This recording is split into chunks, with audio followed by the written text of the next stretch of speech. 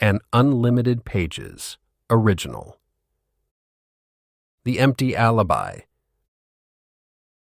A gripping legal mystery thriller. Every courthouse keeps records. Some were never meant to be found. For decades, the truth lay hidden beneath the floor, waiting for someone brave enough to uncover it. One letter, one forgotten investigation, one secret powerful enough to rewrite history. Welcome to Unlimited Pages. Turn the page. Chapter 1. The Letter. 3 years. Some mornings, Charlotte Bennett still woke expecting to hear the lake. Instead, she heard traffic. Her apartment overlooked the early morning streets of Blackwood City, where delivery trucks rumbled beneath rain-darkened buildings and the first commuters hurried toward another ordinary Thursday. Ordinary? The word echoed in Charlotte's mind. She smiled at the word. There had been nothing ordinary about her life for a very long time. Charlotte stood beside the kitchen window with a mug of untouched coffee warming her hands. On the wall behind her hung a framed newspaper. Not because she was proud of it, because she never wanted to forget what the truth had cost. Blackwood Chronicle.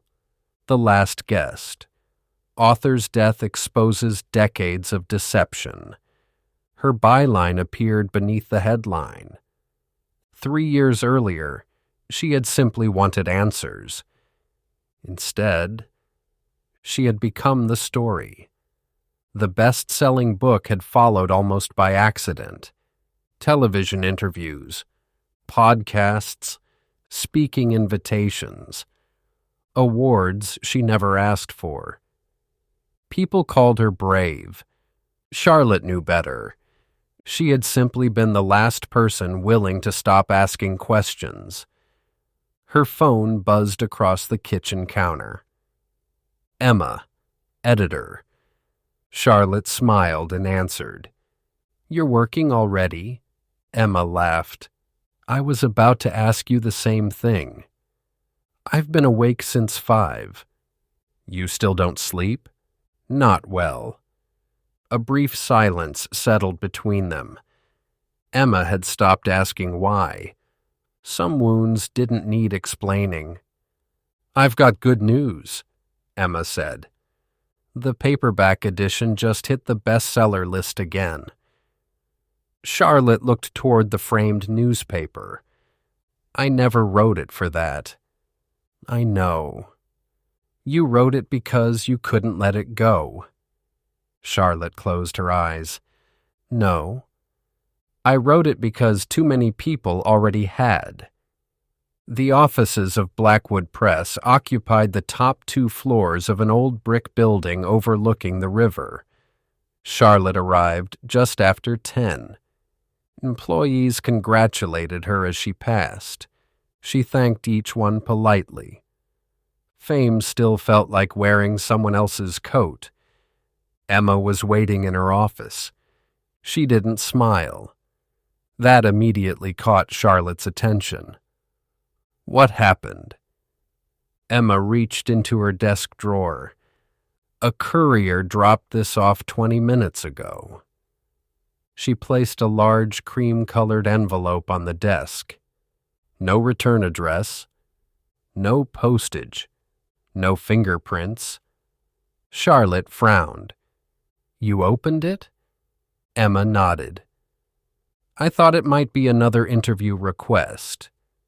"It wasn't." Charlotte carefully removed a single sheet of paper. No signature, no greeting, only one sentence. "You solved the wrong mystery." Nothing else. She turned the page over. Blank. Then something slid from inside the envelope onto the desk. A newspaper clipping. 15 years old. The headline read, "Prominent attorney clears final ethics review." The accompanying photograph showed a confident man leaving the courthouse surrounded by reporters. Charlotte had never seen him before. She looked beneath the picture. Elliot Graves. Emma watched her carefully. "Do you know him?" Charlotte slowly shook her head.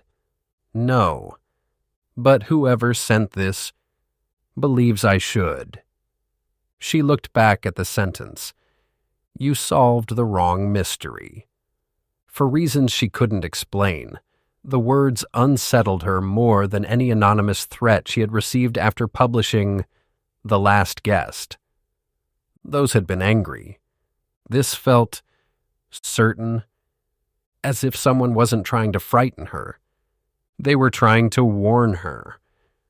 Charlotte folded the clipping and slipped it into her notebook. "I'm going to find him."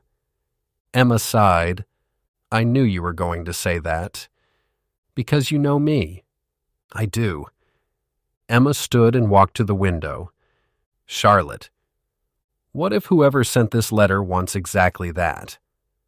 Charlotte was quiet for a long moment. Then she answered, "Then they shouldn't have sent it to me." Across town, a man in an expensive navy suit entered the marble steps of Blackwood County Courthouse carrying a leather briefcase. People greeted him with smiles. Court officers nodded respectfully as he passed. A young law student asked for a photograph. He obliged. Everyone knew his name. Everyone admired him. No one noticed the man standing across the street watching. The observer wore a gray coat despite the warm weather. A baseball cap shaded his face. He waited until Elliot Graves disappeared inside the courthouse. Then he looked at his watch. 8:56 a.m. Exactly on time. He turned, walked away, and quietly said to himself, "It's begun." Chapter 2. The Last Appointment. Elliot Graves believed in punctuality. At exactly 8:55 a.m., he entered courtroom 3 through the private hallway reserved for judges and attorneys. His polished shoes echoed across the marble floor as clerks hurried past with stacks of files. "Morning, Mr. Graves." He smiled. "Good morning, Susan. Congratulations on the ethics review." "Thank you." "Quite the victory." "It wasn't a victory," he replied. "Just the truth catching up." Susan laughed politely. Elliot continued down the hallway. He had mastered the art of saying exactly what people expected to hear. That was why juries trusted him, why reporters quoted him, why politicians invited him to dinner, and why almost no one knew who he really was. Judge Nathan Mercer was already inside chambers when Elliot entered. The two men had known each other for nearly 20 years. Nathan looked up from a case file. "You're late." Elliot smiled. "I'm 2 minutes early." "Only because my clock runs fast." "It always has." Nathan stood and closed the chamber door. Neither man spoke for several seconds. Finally, Nathan asked, "Did you receive it?" Elliot's smile disappeared. "Yes." "The letter?" Elliot nodded once. Nathan's expression hardened. So it finally started. "I think it did." Neither man had to explain what it meant. Whatever they were discussing, they had been expecting it. Charlotte Bennett parked across the street from Graves and Associates just before noon. The anonymous letter rested inside her notebook on the passenger seat. She stared at the building for a long moment. Glass, steel, success. It looked exactly like the kind of place powerful people built when they wanted the world to believe they had nothing to hide. Her phone buzzed. "Emma, please tell me you're not at his office." Charlotte smiled. What makes you think that? Because I've known you for 4 years. I'm just looking. Charlotte, I promise. You promised that before you drove to Blackwood Lake. Charlotte couldn't help laughing. That turned out well. It nearly got you killed. Charlotte's smile faded. I know. Emma softened. I'm not trying to stop you. I know. I'm trying to make sure you come home. Charlotte looked through the windshield. I always intend to. She ended the call. For reasons she couldn't explain. She suddenly felt as though someone was watching her. She looked in the rearview mirror. Nothing. A man walked a dog. A cyclist crossed the intersection. A delivery truck stopped at a red light. Everything looked ordinary. Almost too ordinary. Inside Graves and Associates, the receptionist smiled warmly. I'm sorry. Mr. Graves isn't available. Charlotte held up the newspaper clipping. I only need 5 minutes. I'm afraid his afternoon is completely booked. Charlotte nodded politely. Could you at least tell him Charlotte Bennett stopped by? The receptionist's smile vanished. You mean the Charlotte Bennett? Charlotte sighed. I suppose so. I'll let him know immediately. She disappeared into the hallway. Charlotte waited. 1 minute, 2, 3. The receptionist returned, looking strangely unsettled. I'm sorry. Mr. Graves says he has never heard of you. Charlotte blinked. Are you sure? He was very clear. Charlotte thanked her and walked outside. The moment the office door closed behind her, her phone rang. Unknown number. She answered. Charlotte Bennett. A man's voice spoke quietly. Leave. She stopped walking. Who is this? You've already made one powerful enemy. The line went silent for a moment. Don't make another. The call ended. Across town. Detective Lena Cross was halfway through a cold sandwich when her captain stepped into the homicide bullpen. Lena. She looked up. We've got a body. Marcus Hale stood immediately. Where? The captain tossed a folder onto Lena's desk. Blackwood County Courthouse. Lena sighed. When? About 15 minutes ago. Who? The captain hesitated. You'll recognize the name. Lena opened the folder. A preliminary incident report. One line caught her attention. Victim, Elliot Graves. Marcus let out a slow whistle. The attorney? The same. Lena stood. Cause? Unknown. Witnesses? Not yet. The captain met her eyes. One more thing. What? The room was locked from the inside. Marcus frowned. Inside? The captain nodded. No signs of forced entry. No weapon. No suspect. Lena grabbed her coat. As she headed toward the elevator, she glanced once more at the incident report. At the bottom of the page, someone had scribbled a note in hurried handwriting. Notify Charlotte Bennett immediately. Lena stopped walking. She didn't recognize the name, but something about the note felt wrong. Why would the death of a prominent attorney require notifying a journalist? She folded the report, slipped it into her coat pocket, and stepped into the elevator.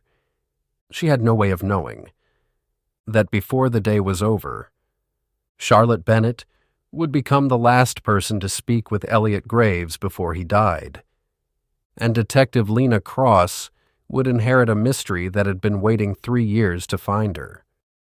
Chapter 3. The Man Everyone Trusted. By 1:30 that afternoon, Elliot Graves had shaken 23 hands. He remembered every name, every spouse, every child, every campaign donation. That was his gift. People didn't simply admire Elliot Graves. They trusted him. As he stepped into the courthouse lobby, a young public defender stopped him. "Mr. Graves?" Elliot turned with the practiced smile that had won countless juries. "Yes. I just wanted to thank you." "For what?" "I watched your closing argument in the Holloway case when I was in law school." Elliot chuckled. "I hope you learned something useful." "I did." The young attorney smiled. "You taught me that facts matter." For the briefest moment, something flickered behind Elliot's eyes. Regret. It vanished almost instantly. "I'm glad you think so," he replied.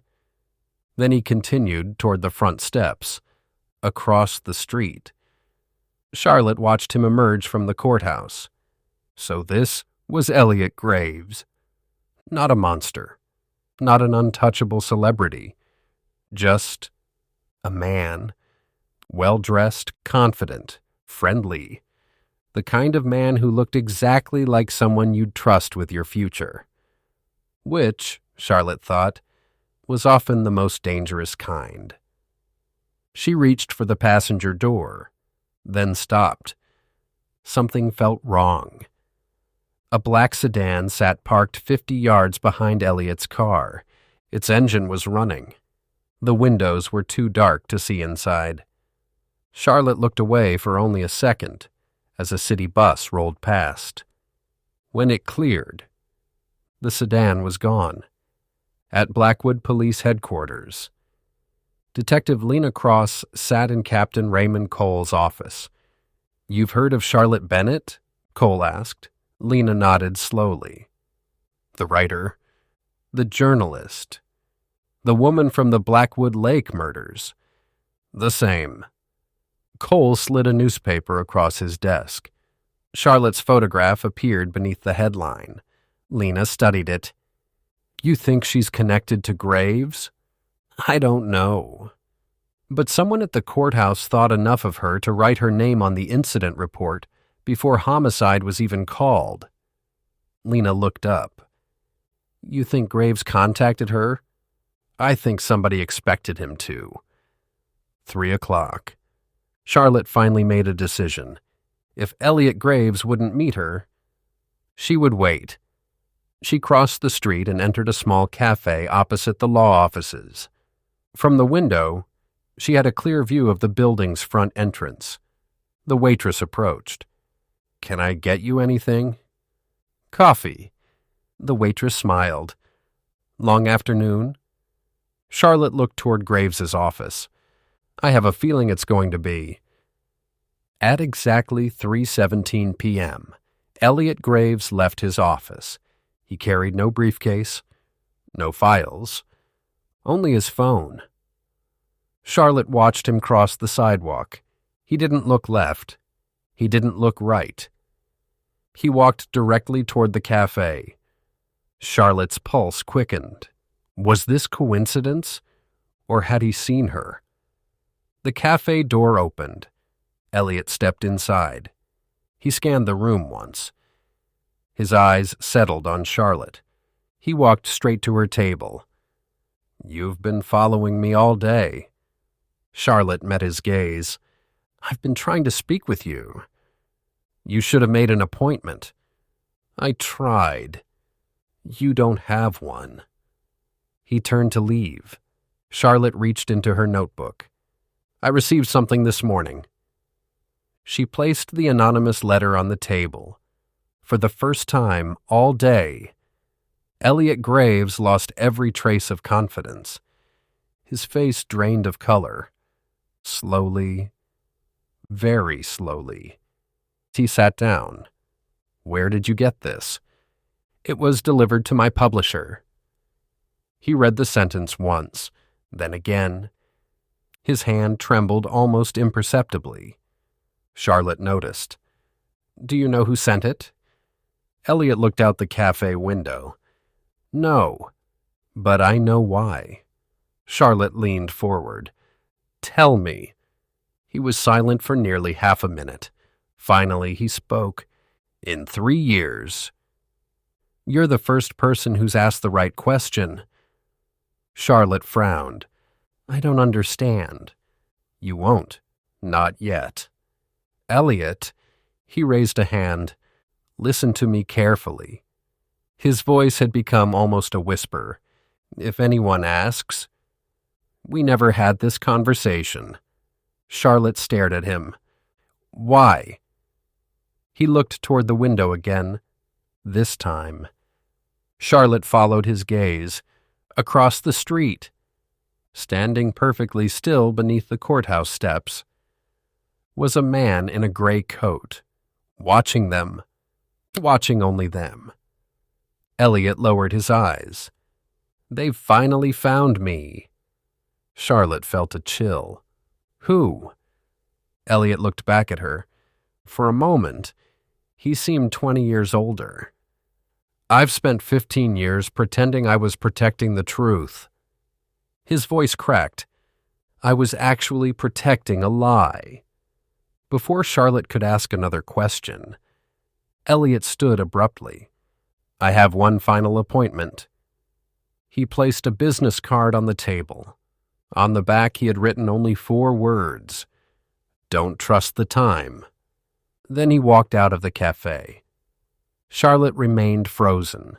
The business card felt unusually heavy in her hand. She looked back toward the courthouse. The man in the gray coat was gone. So was Elliot Graves. Charlotte folded the card and slipped it into her notebook. She had no way of knowing. Those 4 handwritten words would become the single most important clue in the entire investigation.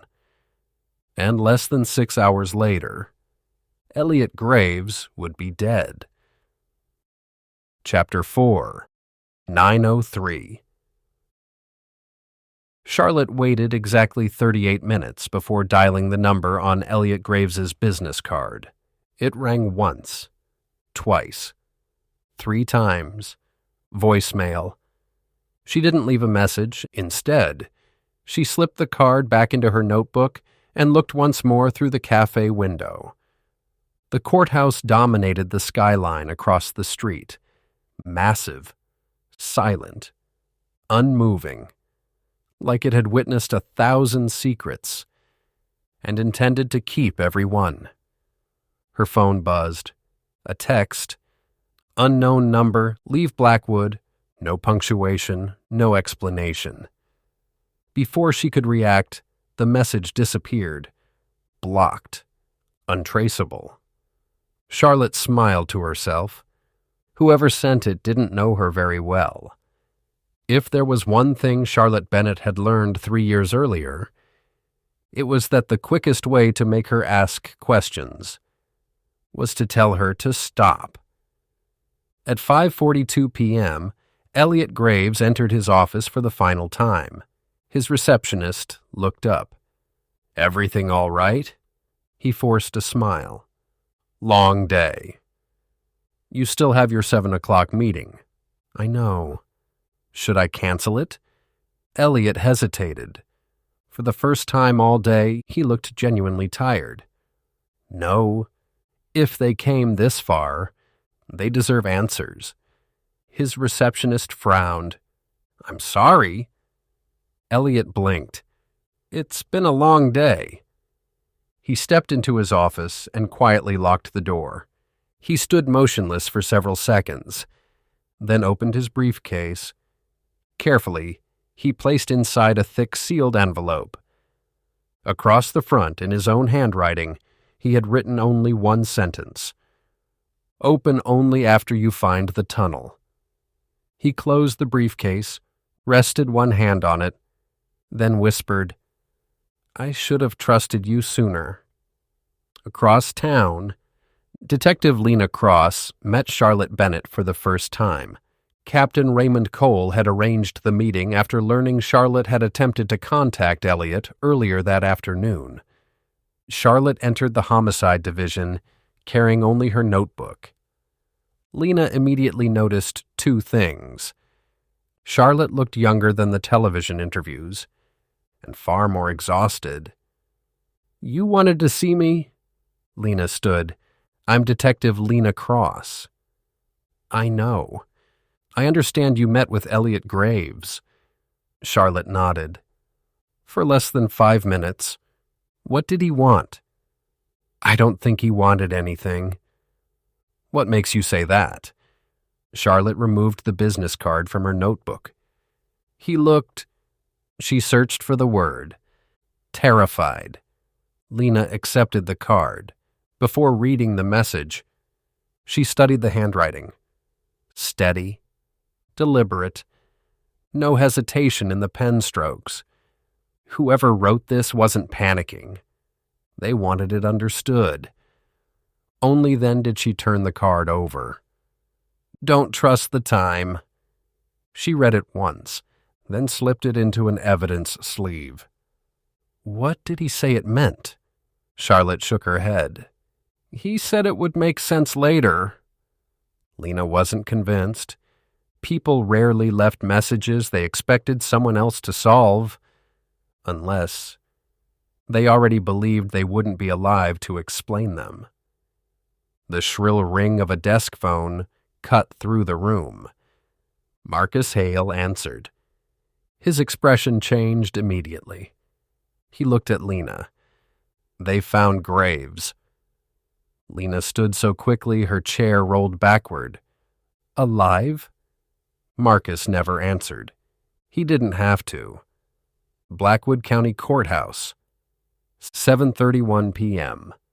Red and blue lights washed across the courthouse steps. Uniformed officers hurried through the entrance. Crime scene tape stretched across the marble lobby. Lena climbed the stairs 2 at a time. Charlotte followed instinctively. An officer stepped in front of her. "I'm sorry, ma'am." "You can't go any farther." Charlotte looked toward Lena. Lena paused for just a moment. "If she leaves," Lena said quietly to Marcus, "make sure someone stays with her." Marcus nodded. Charlotte noticed. She didn't understand why. Not yet.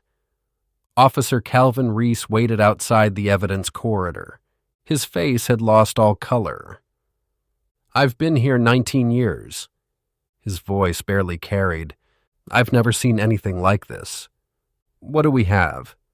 "The evidence room was locked." "I know." "We forced it open." "And?" Calvin swallowed. "He was sitting in a chair." "Anyone else?" "No." "The weapon?" "Gone." Lena looked toward the heavy steel door. The entire hallway had fallen silent. Even veteran officers avoided looking inside. She pulled on a pair of gloves, one finger at a time, then opened the door. The smell of fresh coffee drifted into the hallway. Elliot Graves sat exactly where Officer Reese had described. His jacket remained buttoned, his tie perfectly straight. One hand rested beside a ceramic coffee cup. The other remained folded across his lap. His expression wasn't one of fear. It was almost acceptance. Only then did Lena see the wound beneath his ribs. Small, precise, almost hidden. She looked past Elliot, toward the wall. The clock. Its hands rested at exactly 9:03. Instinctively, Lena looked at her own watch. 7:37. She looked back, then down again. Officer Reese saw the confusion. "What is it, Detective?" Lena never took her eyes off the clock. Finally, she spoke, quietly, almost to herself. "Someone wants me to believe it's 9:03. Silence settled over the room. Lena stepped toward the clock, toward Elliot, toward the impossible. Because one thing had already become perfectly clear. She wasn't looking at a murder that had been committed. She was looking at one that had been carefully arranged. Chapter 5. The Impossible Hour. For several long seconds, no one spoke. Detective Lena Cross stood in the center of the evidence room, staring at the wall clock. 9:03. She slowly lowered her wrist. Her own watch still read 7:37 p.m. She looked back at Officer Calvin Reese. "When was this clock last checked?" Calvin blinked. "The wall clock?" "Yes." I don't know." Marcus Hale stepped into the room behind her. "What have we got?" Lena pointed toward the clock. "Look at the time." Marcus glanced up. 9:03. He checked his phone. A puzzled look crossed his face. "It's 7:38. Neither detective moved. The room suddenly felt colder. Officer Reese cleared his throat. "It must have stopped." Lena walked beneath the clock. "No." She listened carefully. Tick, tick, tick. "It's still running." Crime scene unit arrived minutes later. Forensic photographer Naomi Ellis carefully documented every inch of the room before anyone touched a single object. Lena remained near the doorway. She always watched first. A crime scene was like a conversation. If you interrupted it too quickly, it stopped talking. Naomi approached. "Body temperature suggests he died recently." "How recently?" "Too early to say, but not 2 hours ago." Lena looked back at the clock. "So the room is lying." Naomi smiled faintly. "Rooms don't lie." Lena slowly surveyed the room. "No! They're changed. People are the ones who lie." Marcus examined the electronic access log. No forced entry. No broken windows. Electronic access? He looked at the monitor. Only one person badged into this room today. Elliot Graves. And nobody badged out. Lena frowned. So either someone walked through a wall, or we're missing something.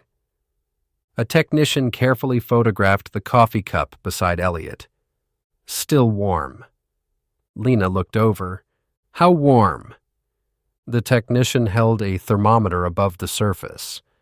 94 degrees. Marcus frowned. "What does that tell us?"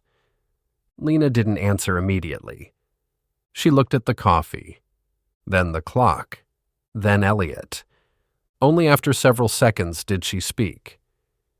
"He didn't pour this coffee 2 hours ago." Marcus slowly turned toward the wall clock. Meaning someone wants us to believe it's later than it is." Lena stepped closer to Elliot Graves. She had seen hundreds of victims. Each one left behind a final story. Most investigators looked first at the wound. Lena looked first at the face. Graves didn't look frightened.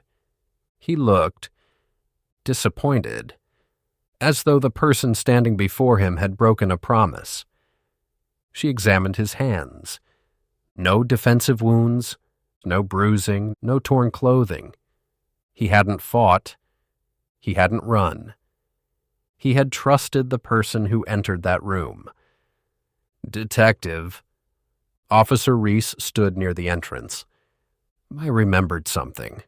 Lena looked up. "What is it?" "I saw Mr. Graves earlier." "What time?" "A little after 6. "Was he alone?" Calvin hesitated. "I thought so." "You thought so?" "I only saw him for a second." "What happened?" "He was talking to someone just outside the evidence corridor." "Can you describe them?" Calvin closed his eyes. "Not really." "Man or woman?" "I honestly don't know." "You couldn't tell?" "They were standing in the shadows." What do you remember? Calvin thought for a long moment. The voice. Lena waited patiently. It sounded familiar. Marcus joined Lena near the body. You know what bothers me? She didn't look away from Elliot. Only one thing? Marcus almost smiled. If the killer wanted us to believe he died at 9:03, why leave the clock running? Lena's eyes drifted back toward the wall. The brass pendulum swung with perfect rhythm. Tick, tick, tick. Then she noticed something. Marcus. What? Come here. He stepped beside her. What am I looking at? The pendulum. It looks normal. No. She pointed carefully. It's decorative. Marcus leaned closer.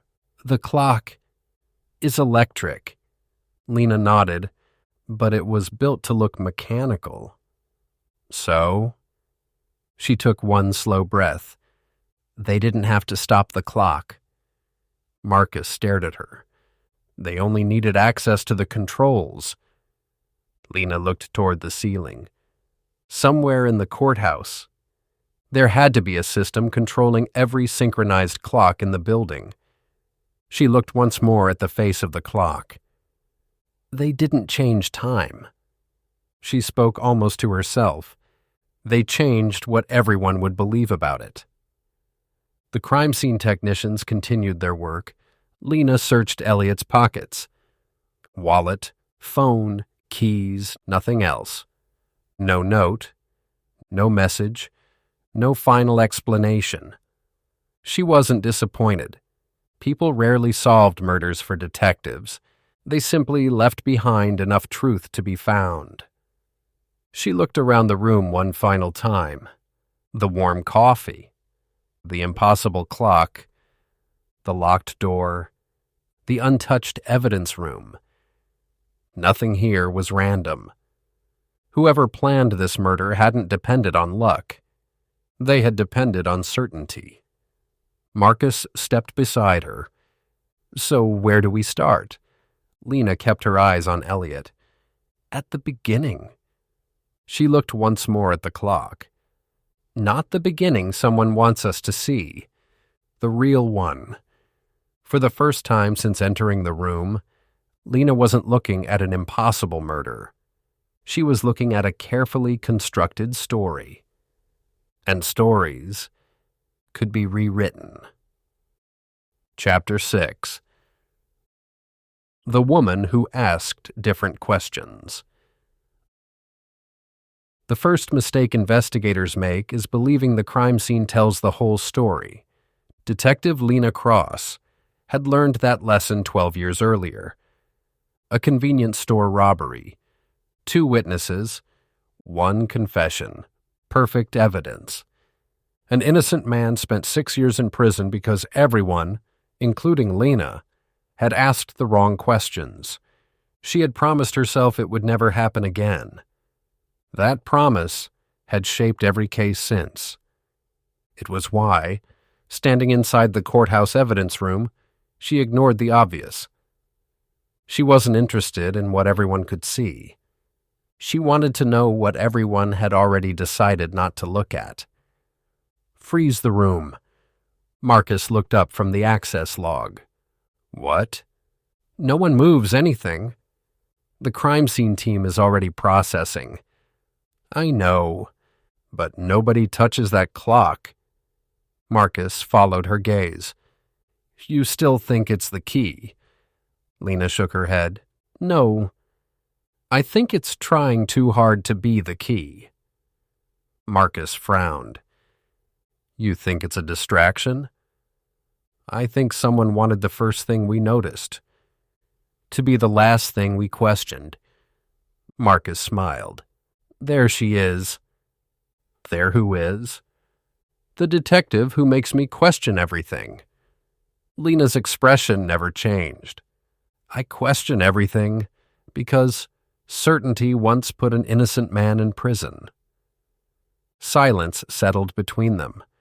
Marcus quietly nodded. He understood.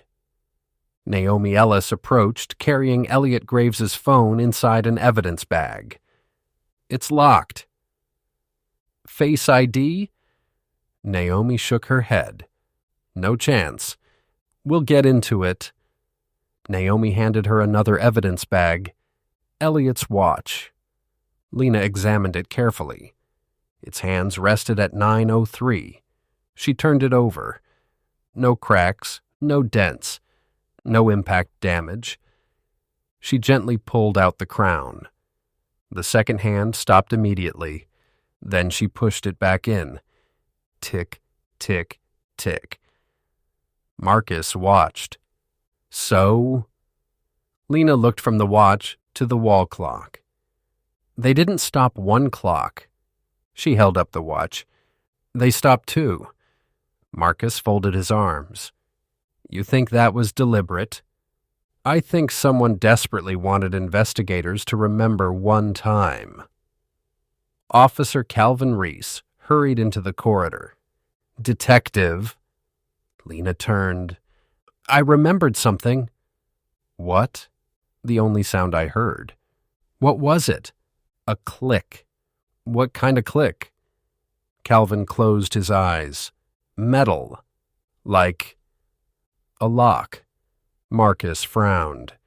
"If the killer locked the room." "How'd they leave?" Nobody answered. Not yet. Nearly an hour later, and the courthouse had emptied. Only investigators remained.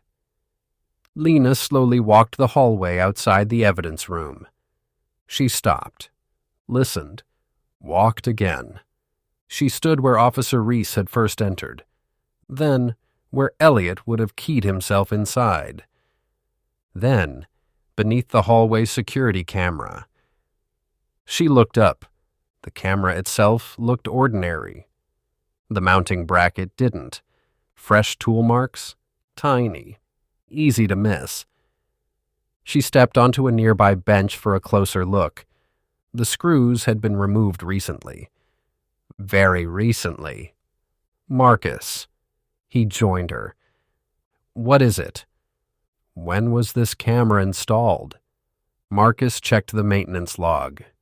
3 weeks ago." Lena kept studying the bracket. "Has anyone serviced it since?" Marcus scanned farther down the report. "No." "So someone opened it?" "Without reporting it." Marcus looked up at the camera. "You think it was disabled?" "I don't know. But I think somebody wanted control over what this hallway remembered." She climbed down from the bench. For the first time that evening, the camera interested her more than the clock. Across town, Charlotte Bennett unlocked her apartment shortly after midnight. The moment she stepped inside, she stopped. Nothing was disturbed. Nothing appeared missing. Everything looked exactly as she'd left it. Too exactly. Her gaze drifted toward the coffee table. The anonymous letter lay neatly centered on the wood. She was certain she'd left it inside her notebook. Slowly, she unfolded it. The original sentence remained. "You solved the wrong mystery." But beneath it, someone had added another line. Fresh ink. Still drying. "Stop asking questions about Elliot Graves, or you'll become the next chapter." Charlotte stood frozen. This wasn't a threat sent through the mail. Someone had entered her home, touched her belongings, and left without taking a single thing. For the first time since Blackwood Lake, she locked every door in the apartment before checking a single window. Whoever was watching her wanted one thing understood. They could reach her whenever they wanted. Chapter 7. The First Lie. Charlotte didn't call the police, not immediately. She remained standing in the middle of her apartment, staring at the letter. Someone had entered her home, walked through every room, touched nothing, taken nothing, except they had moved one piece of paper. It wasn't theft, it was a message. Whoever had done it wanted Charlotte to understand one thing. I can reach you whenever I want. She folded the letter carefully, then reached for her phone. Not to call 911, to call Detective Lena Cross. Blackwood Police Headquarters. Lena had been awake for nearly 21 hours. The evidence room photographs covered the conference table. Marcus returned carrying 2 fresh coffees. You should probably go home. Lena smiled faintly. I forgot where that is. Marcus sat down. You've looked at the same 12 photographs for almost an hour. I'm not looking. No. I'm waiting. Marcus laughed. For what? For one of them to stop lying. Before Marcus could answer, Lena's phone vibrated. Unknown number. She answered. This is Detective Cross. A woman's voice. Calm. Measured. You told me yesterday that if I remembered anything, I should call. Lena recognized the voice immediately. Charlotte? Someone was inside my apartment. Lena sat upright. Are you hurt? No. Did they take anything? No. They left something. What? They changed the letter. 20 minutes later, Lena stood inside Charlotte's apartment. Crime scene unit photographed the coffee table while Naomi carefully dusted for fingerprints. Nothing. Marcus examined the locks. No damage, no signs of forced entry. Charlotte watched from the kitchen doorway. It doesn't make sense. Lena looked up. What doesn't? They wanted me frightened. So? They could have broken a window, destroyed the apartment. Instead, Charlotte looked toward the bookshelf. They straightened my books. Marcus frowned. They what? Charlotte nodded. I always leave one turned sideways. Everyone looked. Every book stood perfectly aligned. Lena walked to the shelf. She ran her fingertips lightly across the spines. Dust. A thin layer covered every book, except one. She removed it carefully. The Last Guest, Charlotte's memoir. The dust line around it was broken. Someone had handled it recently. Lena slowly opened the cover. Nothing. She turned a few pages. Still nothing. Then a photograph slipped silently onto the hardwood floor. Charlotte stared. I've never seen that before. Lena picked it up. The photograph showed the front steps of Blackwood County Courthouse many years earlier, a legal aid program. Dozens of smiling faces, judges, attorneys, court staff, police officers. She studied them one by one, then stopped. Elliot Graves, Judge Nathan Mercer, and standing between them, Captain Raymond Cole. Much younger, smiling at the camera. Marcus leaned closer. That's the captain. Lena nodded quietly. He hired me. Charlotte watched Lena's expression change. You didn't know they knew each other. No. Lena continued studying the photograph. Not the faces, the spacing, the body language. They weren't strangers attending the same event. They looked comfortable together, like people who had worked alongside one another. She turned the photograph over. The back was blank. No names. No date. Nothing to explain why it had been hidden inside Charlotte's book. Marcus broke the silence. Maybe it's nothing. Lena looked at him. If someone broke into Charlotte's apartment, handled only one book, and left only one photograph. It isn't nothing. She slipped the photograph into an evidence sleeve. for the first time since Elliot Graves's murder. The investigation wasn't leading toward an unknown suspect. It was leading toward people Lena already knew, people she respected, people she trusted. Charlotte spoke quietly. "Do you trust your captain?" Lena answered without hesitation. "With my life." Charlotte looked at the sealed evidence sleeve. What happens if someone is counting on that? Lena didn't answer. Not because she didn't have one, because she wasn't ready to consider it. Outside, a silver sedan pulled silently away from the curb. Its driver never looked toward the apartment building. He didn't need to. He already knew what the detectives had found, because he had chosen exactly where they would find it. Chapter 8. The Photograph. The conference room fell silent.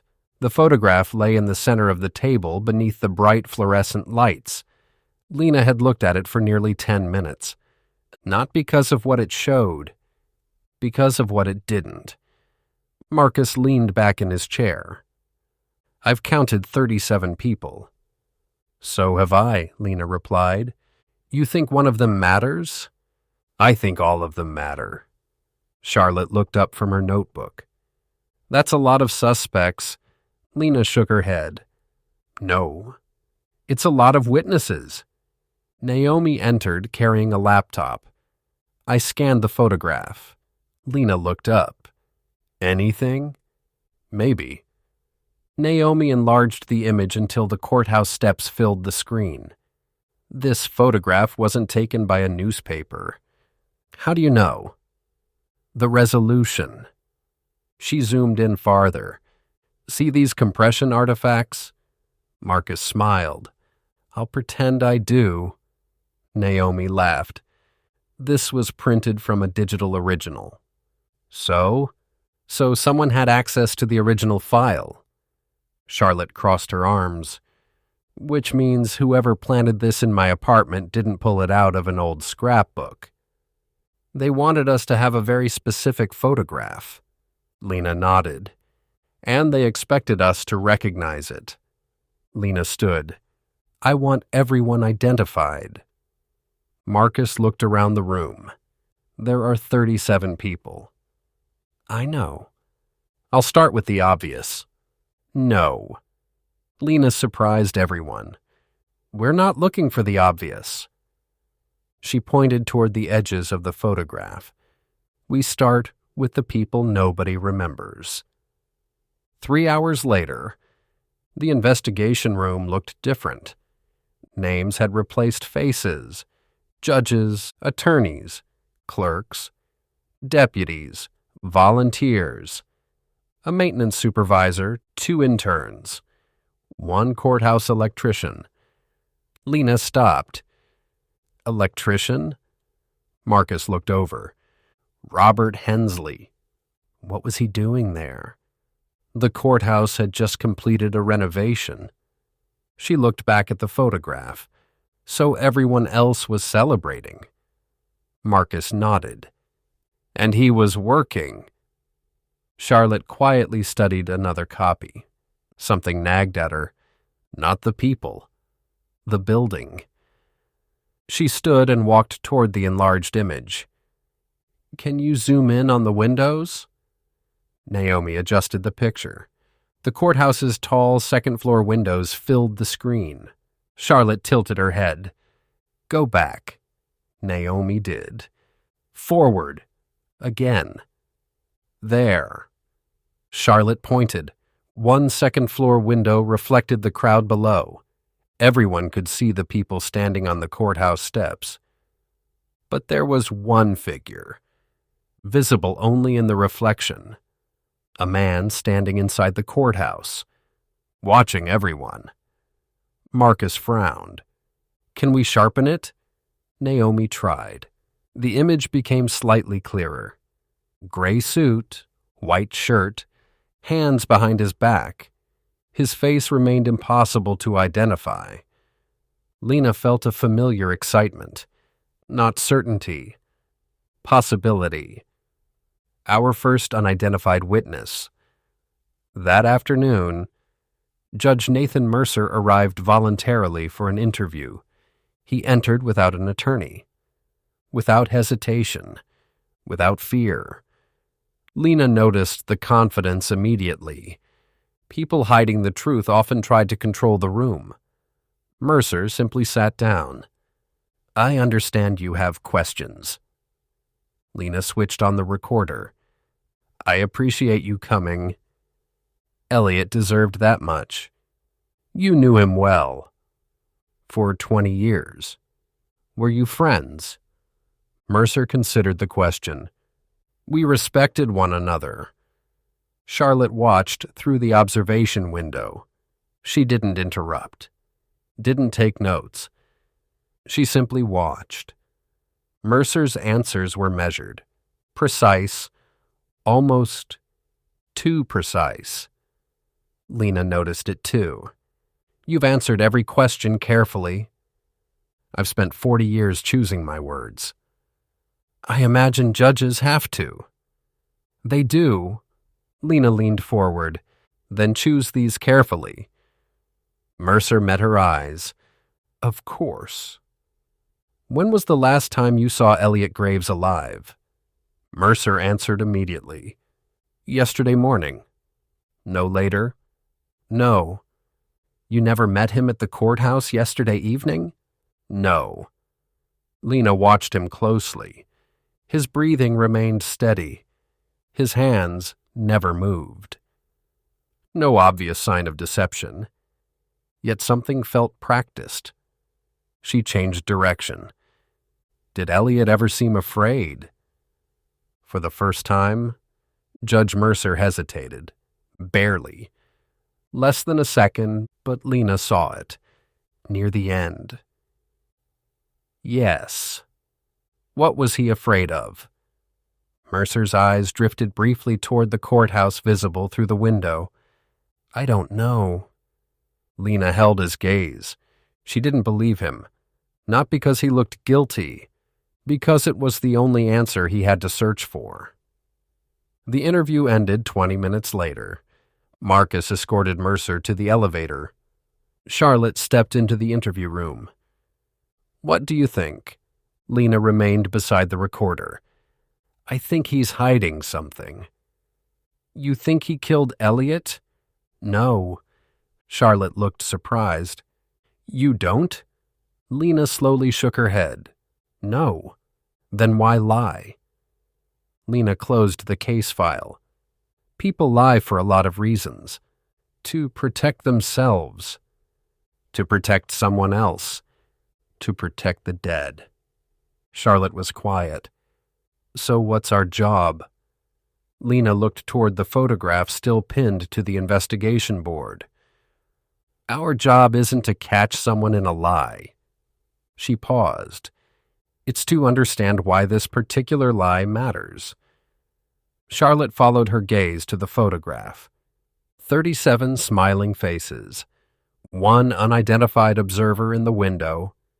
And somewhere inside that single frozen moment, the first real answer to Elliot Graves's murder was waiting. Chapter 9. The Second Clock. Rain returned just after sunset. It drummed softly against the windows of Blackwood Police Headquarters as Detective Lena Cross stood before the investigation board. Photographs, timelines, names, phone records. Every thread pointed toward Elliot Graves. Yet, every answer seemed to lead somewhere else. Marcus stepped into the room carrying a thin file. "I've got the maintenance records." Lena looked up. "For the courthouse?" He nodded. "You were right." She accepted the folder. The evidence corridor clock wasn't maintained by the city's facilities department. Marcus spread several pages across the conference table. It had its own service schedule. Lena studied the paperwork. So someone had to physically access it. Marcus nodded. No remote controls. No building-wide override. If that clock changed, someone stood in front of it. Silence settled over the room. Charlotte arrived carrying 2 coffees. I figured neither of you remembered to eat. Marcus accepted one gratefully. You're becoming my favorite journalist. Charlotte smiled. I'll try not to ruin that. Lena barely noticed the coffee. Her attention remained fixed on the maintenance records. So, we're looking for people who had legitimate access. Marcus nodded. There aren't many. He read from the list: Chief Maintenance Engineer, Facilities Director, Robert Hensley. Charlotte looked up. The electrician from the photograph. Marcus nodded. And he stopped. Lena looked up. And? Marcus hesitated. Judge Nathan Mercer. Charlotte folded her arms. The circle keeps getting smaller. An hour later, Robert Hensley sat across from Lena in interview room 2. He looked exactly like the man in the old photograph. Only older, more tired. His hands carried the scars of decades working with electrical equipment. I haven't touched that clock in years. Lena slid the maintenance records toward him. They say you inspected it 3 weeks ago. I did. Why? Routine maintenance. No repairs? No. No adjustments? No. Lena watched him carefully. His answers came naturally. No hesitation. No rehearsed pauses. Either he was telling the truth, or he had lived with it long enough that it no longer sounded like a lie. You attended the courthouse dedication. He smiled faintly. I wired half the building. You knew Elliot Graves? Only to say hello. Judge Mercer? A little better. What kind of man is he? Robert considered the question. The kind who remembers your wife's birthday. Charlotte watched through the observation window. She spoke quietly. That's a strangely specific answer.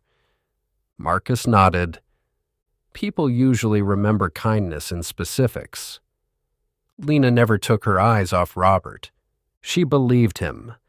At least, she believed he believed what he was saying. The interview ended without an arrest, without a confession, without a breakthrough. Yet Lena didn't feel discouraged. Quite the opposite. She felt closer than she had all day, not because Robert had lied, because he hadn't. Sometimes an honest answer revealed more than a dishonest one. She stepped into the hallway where Charlotte waited. What are you thinking? Lena reached into her pocket. She unfolded Elliot Graves's business card. The blue ink remained perfectly clear. Don't trust the time. Charlotte read it again. I've been thinking about that. So have I. Charlotte looked up. It doesn't say. Don't trust the clock. Lena nodded. No, it doesn't. She turned the card over once more before slipping it back into her pocket. We've spent 2 days asking who changed the clock. Charlotte frowned. You think that's the wrong question? I do. What should we be asking? Lena looked through the rain-streaked window toward the courthouse. Her answer came slowly. Why did Elliot want us thinking about time at all? Charlotte was silent. For the first time, she realized Elliot hadn't left them instructions. He had left them a puzzle. And puzzles were designed to make people look beyond the obvious. Across the city. Rain continued to fall over Blackwood County Courthouse. Most of the windows were dark. The building looked quiet, almost abandoned. But appearances had already proven themselves unreliable. somewhere inside that courthouse, someone still believed the past could be controlled. Lena looked at the building through the rain. They're protecting something. Charlotte followed her gaze. The question is, what? Neither woman realized they had finally stopped asking who killed Elliot Graves. Without noticing, they had begun asking the question the killer feared most. What was worth killing to protect? Chapter 10. The Journalist and the Detective. The rain finally stopped just before sunrise. Blackwood City looked washed clean.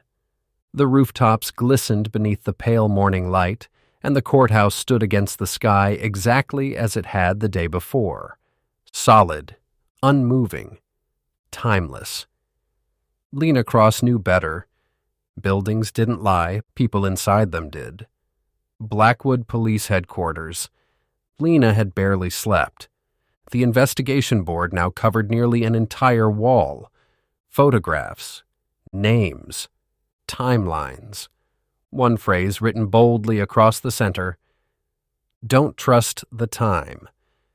Charlotte entered carrying a legal pad instead of her notebook. "You've upgraded."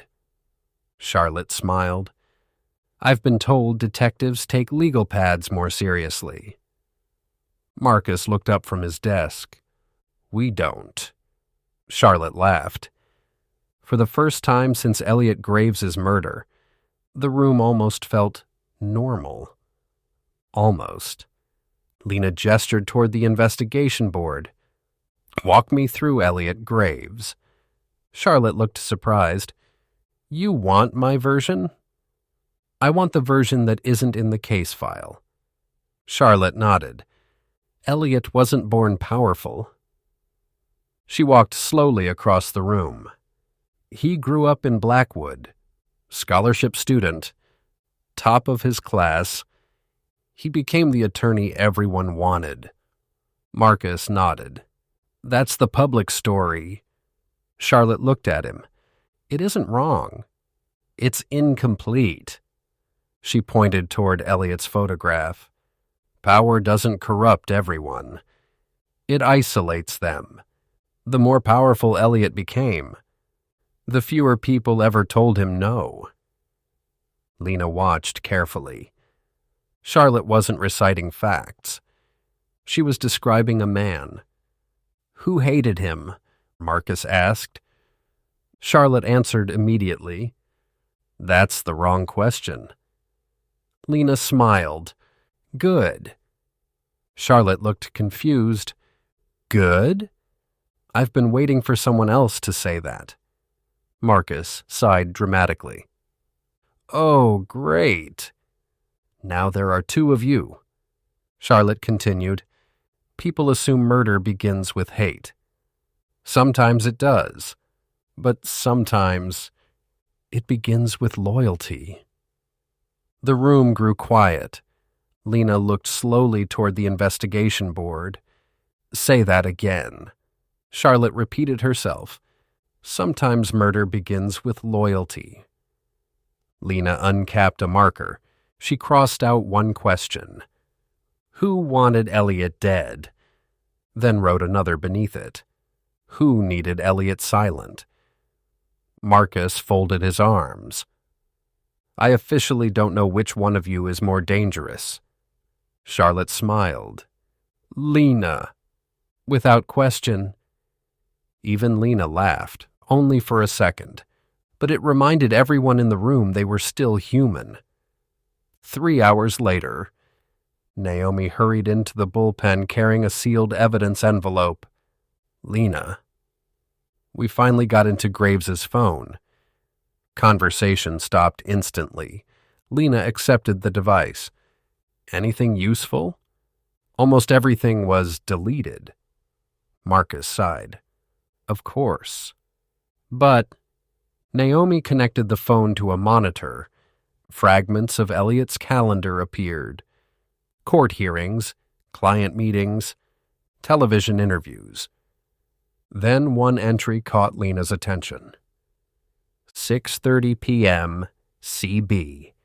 Charlotte leaned forward. CB. I never scheduled a meeting. Lena nodded. I know. Marcus looked between them. So who is CB? Charlotte answered quietly. There aren't many possibilities. Silence settled over the room. Lena studied the calendar again, then looked at the anonymous letter, then back at Charlotte.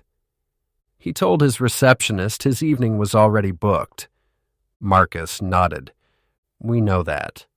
Lena tapped the screen. And according to his calendar, it was. Charlotte's expression slowly changed.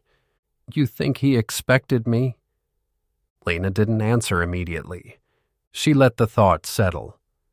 Charlotte received an anonymous letter. Charlotte decided to find Elliot Graves. Yet somehow, Elliot's calendar already contained an appointment with someone identified only as CB. Charlotte looked at the screen, then back at Lena. Her voice was barely above a whisper. Someone knew I'd come. Lena finally nodded. I think someone did. No one spoke. The room suddenly felt much smaller. Outside, morning sunlight reflected off the courthouse windows. The same building, the same investigation. Yet everything had changed, because the case was no longer asking who Elliot Graves planned to meet. It was asking who had known Charlotte Bennett would come looking for him. Chapter 11. The First Name. The bullpen had grown unusually quiet. No one spoke. No one reached for coffee. Every detective in the room stared at the recovered calendar entry on Elliot Graves's phone. 6:30 p.m. CB. Charlotte looked at Lena. You think that means me. I think it probably does. But I never scheduled a meeting. I know. Charlotte folded her arms. Then someone else did. Lena didn't answer immediately. She picked up Graves's phone and scrolled through the recovered entries again. Most appointments listed full names. Some used initials. One entry, however, stood apart. It wasn't on the day Graves died. It was exactly 1 week earlier. N.M. Marcus leaned closer. Nathan Mercer. Maybe, Lena replied. Charlotte frowned. Or someone else. Lena nodded. Exactly. We're done assuming initials belong to the most obvious person. Charlotte smiled. You really don't trust coincidence. Lena looked back at the phone. I don't trust conclusions. An hour later, the newsroom of the Blackwood Chronicle looked exactly as Charlotte remembered. Phones rang. Editors shouted across desks. Printers hummed. Coffee disappeared faster than anyone could brew it. Emma Collins looked up as Charlotte approached. You look like you didn't sleep. Charlotte managed a tired smile. I don't think the killer did either. Emma blinked. I'll take that as progress. She handed Charlotte a thick folder. I've been looking into the people around Elliot Graves. I told you not to. I know. I ignored you. Charlotte smiled. What did you find? Emma spread several documents across her desk. Campaign donations, property records, charitable foundations. One organization appeared again and again. The Blackwood Justice Foundation. Emma pointed to the board roster. Elliot Graves served on it. Charlotte nodded. So did Judge Mercer. Emma slid over another page. So did Captain Raymond Cole. Charlotte's expression changed. Emma hesitated before placing down one final document. And... Charlotte froze. Printed near the bottom of the page was a familiar name. Margaret Bennett. For several long seconds, she simply stared. There has to be another Margaret Bennett. Emma quietly shook her head. I checked. 3 times. Charlotte lowered herself into the chair. My mother worked at the courthouse. Emma nodded. As an administrative assistant. Charlotte whispered the words almost to herself. She looked again at the roster. Her mother had served on the same foundation. With Elliot Graves. With Nathan Mercer. With Captain Raymond Cole. Years before Charlotte had ever met any of them. Nothing else in the room seemed to exist. The investigation was no longer about strangers. It had reached into her own family. Blackwood Police Headquarters. Naomi Ellis hurried into Lena's office carrying a sealed evidence envelope. We recovered part of a deleted voicemail. Lena stood immediately. From who? We don't know. It was badly corrupted. Naomi connected her laptop. Static filled the speakers. Then, a man's voice. Can't keep covering. More static.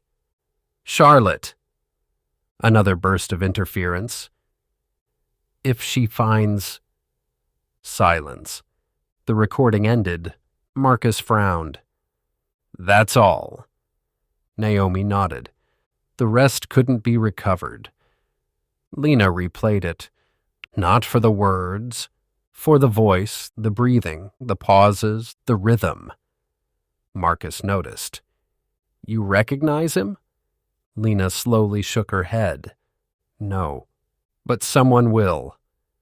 That evening, Charlotte sat alone in her apartment. Emma's folder remained open on the kitchen table. She couldn't stop looking at her mother's name.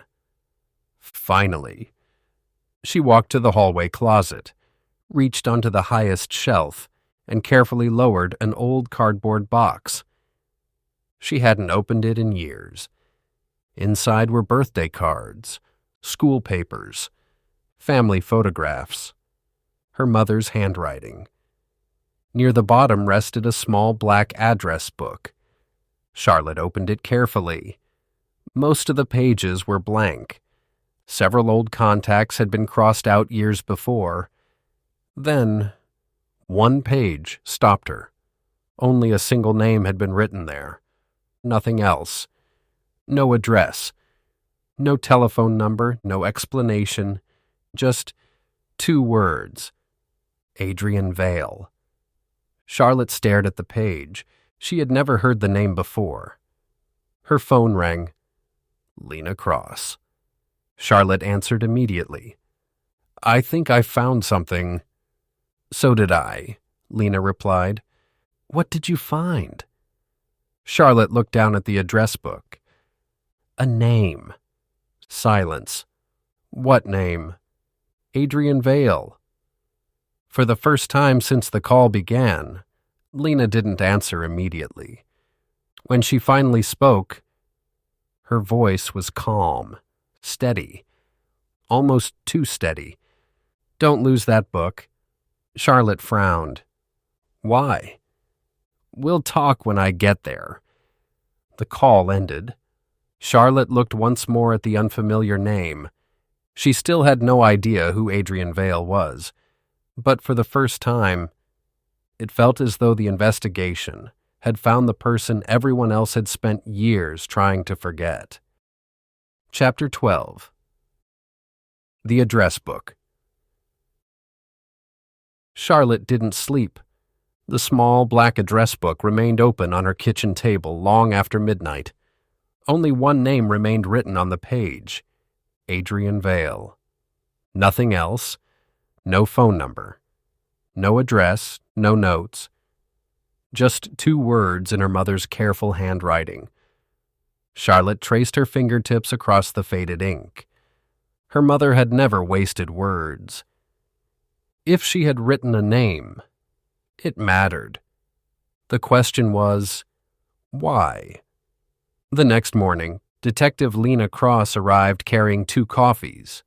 Charlotte opened the door before Lena could knock. "You look awful," Lena said. "So do you." Lena smiled. "Good. It means neither of us wasted time sleeping." Charlotte stepped aside. The apartment still carried the quiet left behind by the forensic team. The evidence markers were gone. The silence remained. Lena placed the coffees on the table, then noticed the address book.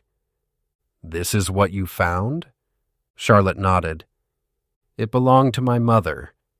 Lena sat beside her. "When was the last time you opened it?" "I honestly don't know." "You've never noticed this page before?" Charlotte shook her head. "No." Lena picked up the book carefully. The paper had yellowed with age. The ink had faded. Then something caught her attention. The edge of the page. This page was folded. Charlotte leaned closer. "What?" Lena pointed to the crease. "The rest of the book is flat." She gently closed the cover. This page was opened over and over again. Charlotte looked at the single name. Her mother hadn't simply written it. She had returned to it again and again. Blackwood Police Headquarters. Marcus entered Naomi Ellis's lab carrying Elliot Graves's recovered phone. "Tell me you've got good news." Naomi didn't look up. "I've got interesting news." "I'll take interesting." She rotated her monitor. "I reconstructed part of the deleted contact list." Marcus scanned the screen. Most names meant nothing. Clients, judges, court staff. Then one entry stopped him. A.V. No telephone number, no email, nothing else. Marcus looked at Naomi. She nodded. "I know." He immediately reached for his phone. "We need Lena." 40 minutes later. Lena studied the recovered contact. Charlotte stood beside her. "A.V." Marcus folded his arms. "Adrian Vale?" Lena didn't answer. She uncapped a marker. Instead of writing a name on the investigation board, she wrote a question. "Why delete only this contact?" Marcus looked surprised. "You're not putting Adrian Vale on the board?" Lena shook her head. "Names make us chase people." She underlined the question. "Questions solve murders." Charlotte smiled. She was beginning to understand how Lena thought. Late that afternoon, Charlotte drove to Rosewood Memorial Cemetery. She hadn't planned to. The address book simply wouldn't leave her alone. Her mother's grave rested beneath a large oak tree near the eastern fence. Fresh flowers leaned against the headstone. Charlotte stopped. She hadn't been there in weeks. Someone else had. She knelt beside the grave. The flowers were still damp, less than a day old. Beneath the bouquet rested a small white envelope. One handwritten word appeared on the front. Charlotte. Her pulse quickened. She looked around. The cemetery was empty. Only the wind moved through the trees. She carefully opened the envelope. Inside, a single photograph. Her mother, much younger, standing outside Blackwood County Courthouse. Charlotte immediately recognized Elliot Graves, Judge Nathan Mercer. Then, the man standing beside her mother. One arm rested gently across Margaret Bennett's shoulders. Charlotte had never seen him before. Written neatly beneath the photograph in her mother's handwriting were 4 words. "The day everything changed." Charlotte stared at the unfamiliar face, not because she recognized him, because she didn't. For the first time in her life, she realized there were entire chapters of her mother's life she had never known. Her phone rang. Lena. Charlotte answered immediately. "I found a photograph." Lena's voice remained calm. So did I. Charlotte waited. What did you find? Several seconds passed before Lena answered. We identified Adrian Vale. Charlotte's grip tightened around the photograph. Who is he? Lena looked down at the personnel file on her desk, then quietly closed it. I'd rather tell you in person. Charlotte frowned. Why? Because once you know who Adrian Vale is, you're going to see your mother's photograph very differently. The call ended. Charlotte looked back at the smiling faces frozen in time. For the first time, one name mattered more than every other clue they had uncovered. Adrian Vale. Chapter 13. The Archivist. Blackwood County Courthouse had a basement few people remembered. Most visitors knew the courtrooms, the judge's chambers, the public records office. Almost no one knew about the archives. They occupied the oldest wing of the building behind a heavy steel door, painted the same color as the surrounding walls. No sign, no directory, only a small brass plaque. Records and Archives. Detective Lena Cross stood before it for several seconds. Marcus joined her. So this is where he worked. Lena nodded. For 31 years. Marcus glanced at the personnel file. Adrian Vale. Court archivist. No disciplinary actions. No complaints. No promotions. He retired 6 years ago. He disappeared 5. Lena looked back at the door. No forwarding address, no obituary, no death certificate. Marcus frowned. It's like he stopped existing. Lena reached for the handle. People don't stop existing. They stop being looked for. The archive smelled of old paper and polished wood. Thousands of boxes lined narrow aisles, disappearing into the dim light. Every shelf carried handwritten labels: civil, criminal, appeals, probate, property, election records, the history of Blackwood County, carefully organized one file at a time. A gray-haired woman looked up from a desk near the entrance. I'm sorry. The archives are closed today. Lena showed her badge. Detective Lena Cross. The woman smiled politely. I thought so. You did. Police usually come down here for one of 2 reasons. What are they? They're looking for something. She smiled faintly. Or someone. My name is Evelyn Price.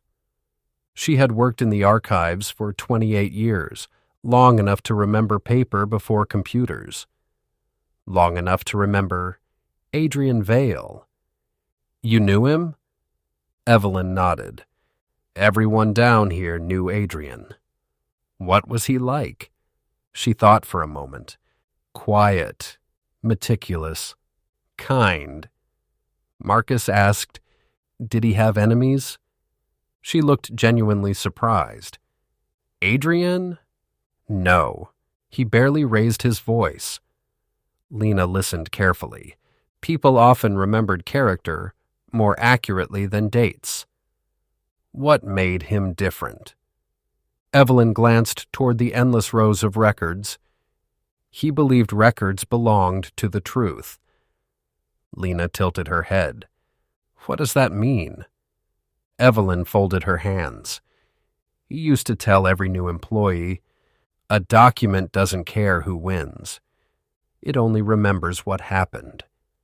Silence settled across the archive. Lena quietly wrote the sentence into her notebook.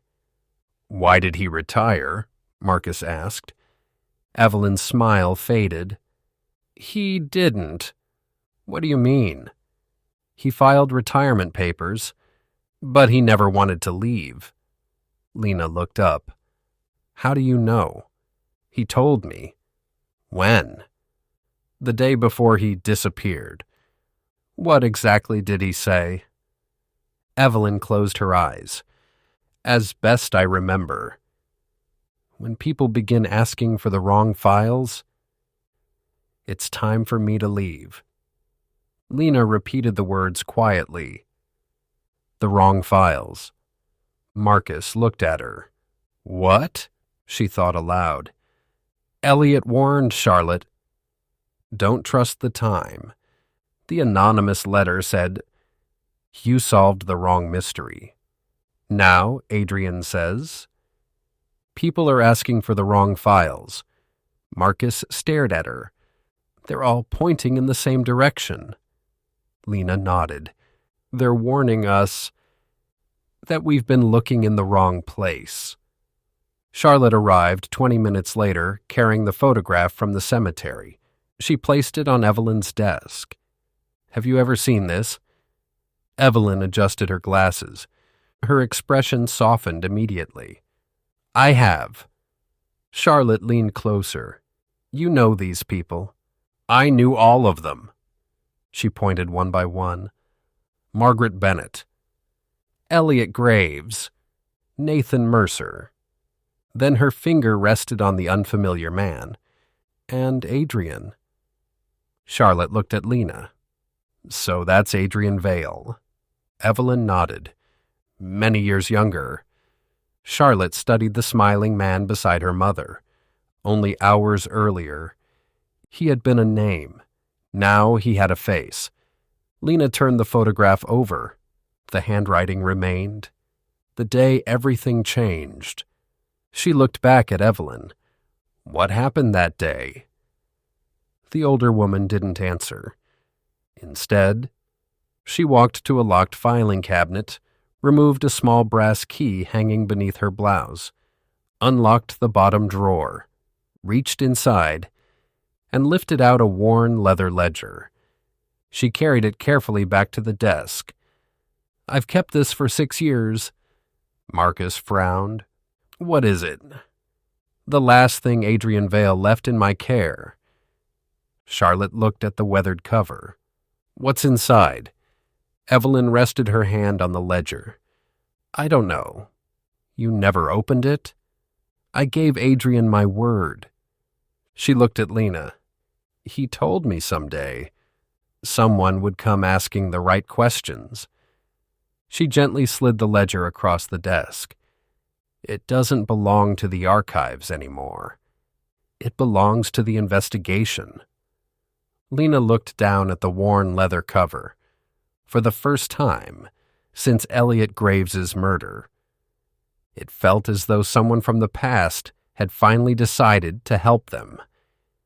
She placed one hand on the ledger, without opening it, without speaking, because everyone in the room understood the same thing. Whatever answers they had been searching for, they were no longer hidden in the courthouse. They had been waiting for them all along.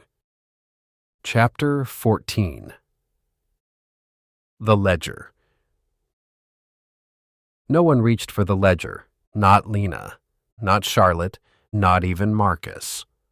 The worn leather book rested in the center of Evelyn Price's desk like something sacred.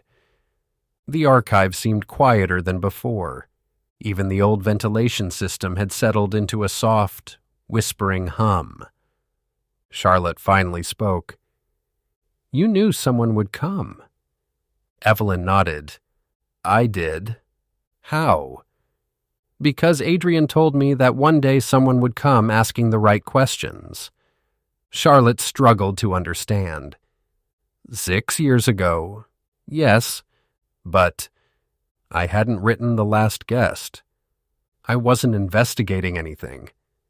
Evelyn's expression softened. I know. Charlotte looked at Lena. Then why did you give the ledger to us? Evelyn smiled gently. The moment you walked through that door together, I knew Adrian had been right. Silence settled over the room. Lena wasn't looking at Evelyn. She was studying the ledger, not the cover, The brass clasp. It wasn't locked anymore. Recently. You said you never looked inside. I haven't. Lena pointed toward the clasp. The scratches are fresh. Evelyn adjusted her glasses. I've never noticed those. Marcus leaned closer. They weren't made by a key. No, Lena said quietly. They were made by someone in a hurry. The room fell silent. Someone had found the ledger before them. They simply hadn't taken it. Lena carefully opened the cover. The first page was blank. So was the second. The third. Charlotte frowned. It's empty. Marcus turned another page. Blank. Another blank. Nearly halfway through the ledger, still nothing. Charlotte looked toward Evelyn. Are you sure this is the right one? I'm certain.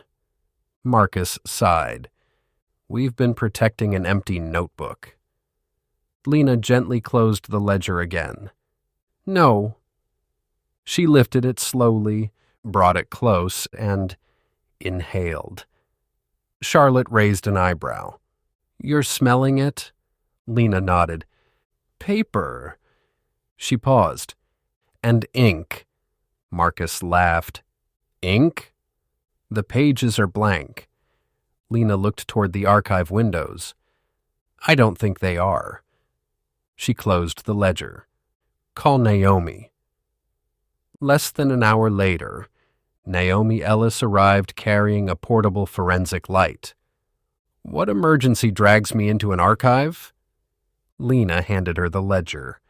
I need you to tell me if I'm wrong. Naomi switched off the overhead lights. The archive disappeared into darkness.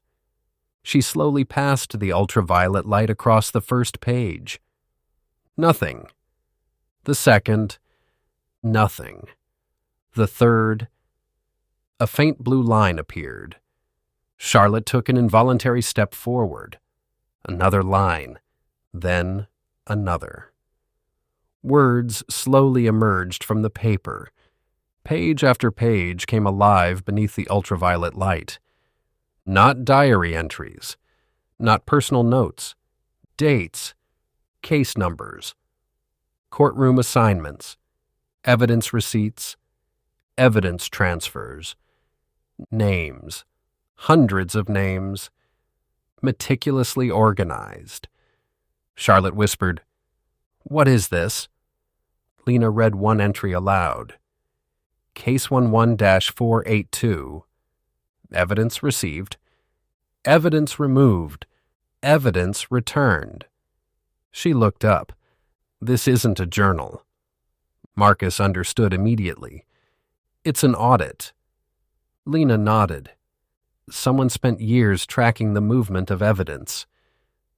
Charlotte's eyes raced across another page. One entry had been underlined twice. She pointed. My mother's name. Silence. Lena stepped closer. The entry was brief. Margaret Bennett requested duplicate archive inventory. Beside it, written in different handwriting, appeared one sentence. She noticed the discrepancy. Charlotte felt the air leave her lungs. My mother found something. Lena nodded. It looks that way. And nobody ever told me. Naomi turned another page beneath the ultraviolet light, near the bottom. The handwriting changed again. It looked hurried, almost desperate. Only one sentence filled the page. If these records disappear, trust the inventory, not the evidence. Lena stared at the words. Charlotte looked at her. What does that mean? Lena answered almost instinctively. It means evidence can be planted. Marcus nodded. Or removed. Naomi added quietly, An inventory is much harder to change. The room became silent. If Adrian Vale had spent years secretly documenting evidence inventories, he hadn't been preserving paperwork. He had been documenting tampering. Lena carefully turned to the final written page. Unlike the others, it contained no case numbers, no dates, only a short paragraph. She began reading aloud. "If you're reading this, then Elliot waited too long." Charlotte closed her eyes. Lena continued. "He believed he still had time to fix what we allowed to happen. I told him, the truth has a deadline." Another pause. The final line stood alone near the bottom of the page. "Detective, don't waste time trying to prove the evidence was changed. Prove when it was changed." Lena lowered the ledger. No one spoke. Charlotte finally broke the silence. "He wasn't trying to solve a murder." Lena slowly closed the worn leather cover. "No." She looked around the silent archive. He was trying to find the moment the truth was altered. Outside, the courthouse clock struck noon. Its familiar chime echoed across Blackwood City. No one in the archive moved. No one spoke. Because for the first time, they weren't investigating a murder. They were investigating a moment. And somewhere in Blackwood's past, someone had spent 15 years hoping no one would ever discover exactly when that moment occurred. Chapter 15. The Inventory. The ledger never left Lena's hands. She carried it through the courthouse with the same care someone might carry an irreplaceable painting. Marcus noticed. "You don't trust anyone else with it." Lena didn't look up. "I trust people." She adjusted her grip on the worn leather cover. "I don't trust opportunity." Blackwood Police Headquarters. The conference room door closed behind them. Only 4 people remained. Lena, Marcus, Charlotte, Naomi. The ledger rested in the center of the table. Every blind was drawn, every phone silenced. Marcus broke the silence. "So, where do we start?" Lena opened to the first page illuminated under ultraviolet light. "We don't." Marcus frowned. "What?" "We don't start with the first page." She flipped toward the middle, then farther back. Finally, she stopped near the final quarter of the ledger. Charlotte looked puzzled. "Why there?" Lena slid the book toward her. "Read the dates." Charlotte scanned the page, then looked up. "They're out of order." Marcus leaned closer. "They are." Naomi nodded slowly. "The ledger isn't chronological." Lena smiled. "Exactly." If Adrian Vale wanted to write a diary, he would have written events as they happened. She tapped the page. He organized this by importance. Charlotte quietly studied another entry. Different court cases, different judges, different attorneys, different years. Yet every few pages, the same small symbol appeared in the margin. A tiny triangle, always drawn in pencil, always beside one case. "What does the triangle mean?" Marcus asked. Nobody answered. Lena continued studying the marked pages. Then she noticed something else. Every case marked with a triangle shared one detail. The evidence inventory contained a correction. Not a missing item, not an added item. A correction. As though someone had quietly changed a record after it had already been filed. Lena underlined one word in her notebook. Corrected. Charlotte looked over. "You think that's important?" "I think Adrian wanted us to." Naomi opened the courthouse evidence database. "Let's test it." She entered the first case number. E-burglary, 16 years earlier. Inventory corrected. Second case, Corrected. Third. Corrected. Marcus folded his arms. That's not a pattern. It's a system. Lena finished. She looked toward Charlotte. How many times have people described Elliot Graves as meticulous? Charlotte thought back. Almost everyone. What if... Lena paused. He wasn't covering up evidence? Charlotte frowned. What do you mean? What if he spent years correcting someone else's mistakes? Silence settled over the room. Marcus looked at her. You're saying Graves didn't create the problem. I'm saying... Lena chose her words carefully. We've assumed he was the architect. She looked toward Elliot's photograph on the investigation board. What if he spent the last few years trying to tear the building down? Charlotte walked slowly toward the board. She stared at Elliot's picture. I didn't like him. No one interrupted. I thought he represented everything wrong with powerful people. She looked back at Lena. But every person we've interviewed has described the same change. Lena nodded. They all said he became afraid. Charlotte lowered her voice. Maybe fear changes people. A knock interrupted the room. Captain Raymond Cole stepped inside. Any progress? Lena answered evenly. We're reviewing older court records. Cole nodded. Just don't lose sight of the homicide. We won't. I know you won't. He smiled politely. The mayor's office wants an update tomorrow morning. I'll be there. Cole gave a small nod, then quietly left the room. The door closed behind him. Charlotte looked toward Lena. He never asked what we found. Marcus frowned. I didn't think about that. Lena did. He wanted to know where we were looking. No one spoke. The silence said enough. Hours later, the lights in the conference room were the only ones still burning. Marcus, Charlotte, Naomi. They had all gone home.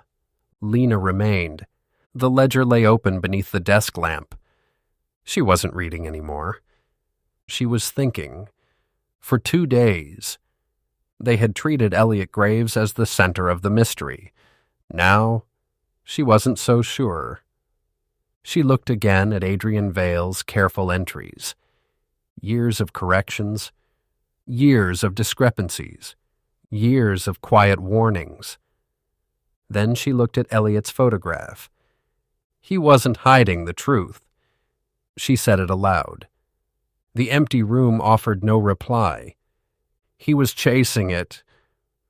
Outside, night settled over Blackwood City. The courthouse stood exactly as it always had. Solid, unmoving, respectable. Lena looked toward it through the conference room window. For the first time, she wondered if the most dangerous thing inside the courthouse had never been a person. It had been a lie, one that had survived for 15 years because everyone believed the records told the truth. Tomorrow, she intended to prove they didn't. Chapter 16. The Missing Years. The ledger lay open beneath the conference room lights. No one spoke. For several minutes, the only sound was the soft turning of pages. Naomi Ellis slowly moved the ultraviolet light across another section of Adrian Vale's careful handwriting. More entries appeared. Dates, case numbers, evidence inventories. Corrections. Always corrections. Marcus finally broke the silence. Adrian wasn't keeping records. Lena looked up. He was keeping score. Charlotte studied another page. Several entries had been underlined. Others had symbols in the margins. Tiny triangles, always beside cases where inventory records had been corrected after filing. Naomi enlarged one section on the monitor. A brief note appeared beneath an inventory log. Original receipt removed. Another page. Second copy retained. Another. Never destroy originals. Charlotte frowned. Those aren't observations. Lena nodded. They're instructions. For who? No one answered. The room grew quiet for the first time. The investigation wasn't pointing toward isolated corruption. It pointed toward a process, a routine, something repeated often enough that Adrian Vale had quietly developed his own system for preserving the truth. Charlotte whispered, "He wasn't documenting crimes." Lena finished the thought. "He was documenting history." Marcus folded his arms. "If that's true, then somewhere there are original records." Lena nodded slowly. "And somebody has spent years making sure no one finds them." Charlotte opened the smaller notebook she carried everywhere. Not the one she used for interviews. The one she reserved for questions. She wrote a single sentence. What frightened Elliot Graves enough to stop protecting the lie? Lena noticed. "That's your biggest question?" Charlotte nodded. "If he spent years protecting something, why change now?" Lena leaned back. "People usually change for one of three reasons." Marcus smiled. "I've seen that look before. They change because they lose something. Because they learn something." She paused, then looked toward the courthouse through the conference room window. Or because time runs out. Charlotte instinctively touched the business card tucked inside her notebook. Don't trust the time. For the first time, she wondered if Elliot Graves had never been talking about clocks at all.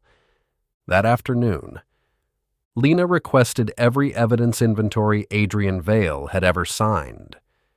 The records clerk returned carrying a single archive box. Marcus frowned. "That's it." The clerk looked uncomfortable. "According to the database, yes." Lena opened the box. Inside were only 7 folders. She checked the dates. 7 years. Adrian Vale had worked at the courthouse for 31. 24 years were missing. Marcus stared into the nearly empty box. "Where are the rest?" The clerk swallowed. "They're listed as transferred." "Transferred where?" "I don't know." "There isn't a destination." Lena slowly closed the lid. Records didn't simply disappear. Not inside a courthouse. Not by accident. Someone hadn't removed a few files. Someone had erased nearly an entire career. Charlotte looked toward Lena. "What now?" Lena answered immediately. "We stop asking what disappeared." Charlotte waited. Lena continued. "We ask, who was afraid enough to make 31 years disappear?" That evening, Charlotte returned home with more questions than answers. She unlocked her apartment, walked inside, paused. Nothing had been disturbed. No anonymous letters, no hidden photographs, no threats. For the first time in days, everything was exactly where she'd left it. She should have felt relieved. Instead, she felt uneasy. Whoever had been watching her had suddenly stopped. She walked to the kitchen window. The city stretched beneath the fading light. Busy, ordinary, completely unaware of the history buried beneath its streets. Her eyes drifted to the framed newspaper hanging on the wall. The Last Guest. She stood there for a long moment. 3 years earlier, she had believed exposing one truth would set people free. Now she understood something far more unsettling. Truth didn't end stories. Sometimes it invited the next one. Across town. Lena remained alone in the conference room. The nearly empty archive box rested beside Adrian Vale's ledger. 7 folders. 31 years. Someone had removed 24 years of history and expected no one to notice. She opened her notebook. At the top of a fresh page, she wrote, "People can erase records." She paused, then added another line. "They cannot erase patterns." She underlined the sentence once, closed the notebook, looked toward the courthouse. For the first time since Elliot Graves was murdered, she no longer believed they were following a killer. They were following the shape of a lie. And lies, no matter how carefully preserved, always left a pattern behind. Chapter 17. The Missing 24 Years. Monday, 8:15 a.m. Blackwood Police Headquarters buzzed with the familiar rhythm of another workday. Phones rang. Printers hummed. Detectives hurried through the bullpen carrying fresh reports. To everyone else, Elliot Graves's murder was simply another high-profile homicide. To Lena Cross, it had become something else entirely, a murder built on missing history. She carried the nearly empty archive box into the conference room. Marcus was already there. So, he looked inside. 7 folders. Lena nodded. Out of 31 years. Marcus rubbed his forehead.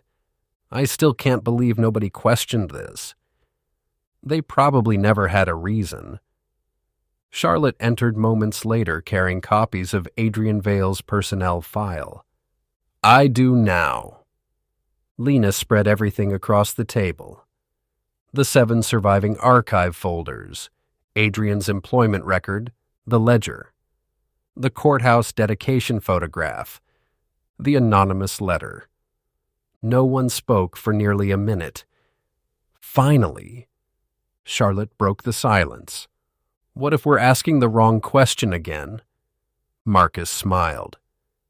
"That's becoming a habit around here." Charlotte ignored him. "We keep asking, who removed the missing records?" She looked at Lena.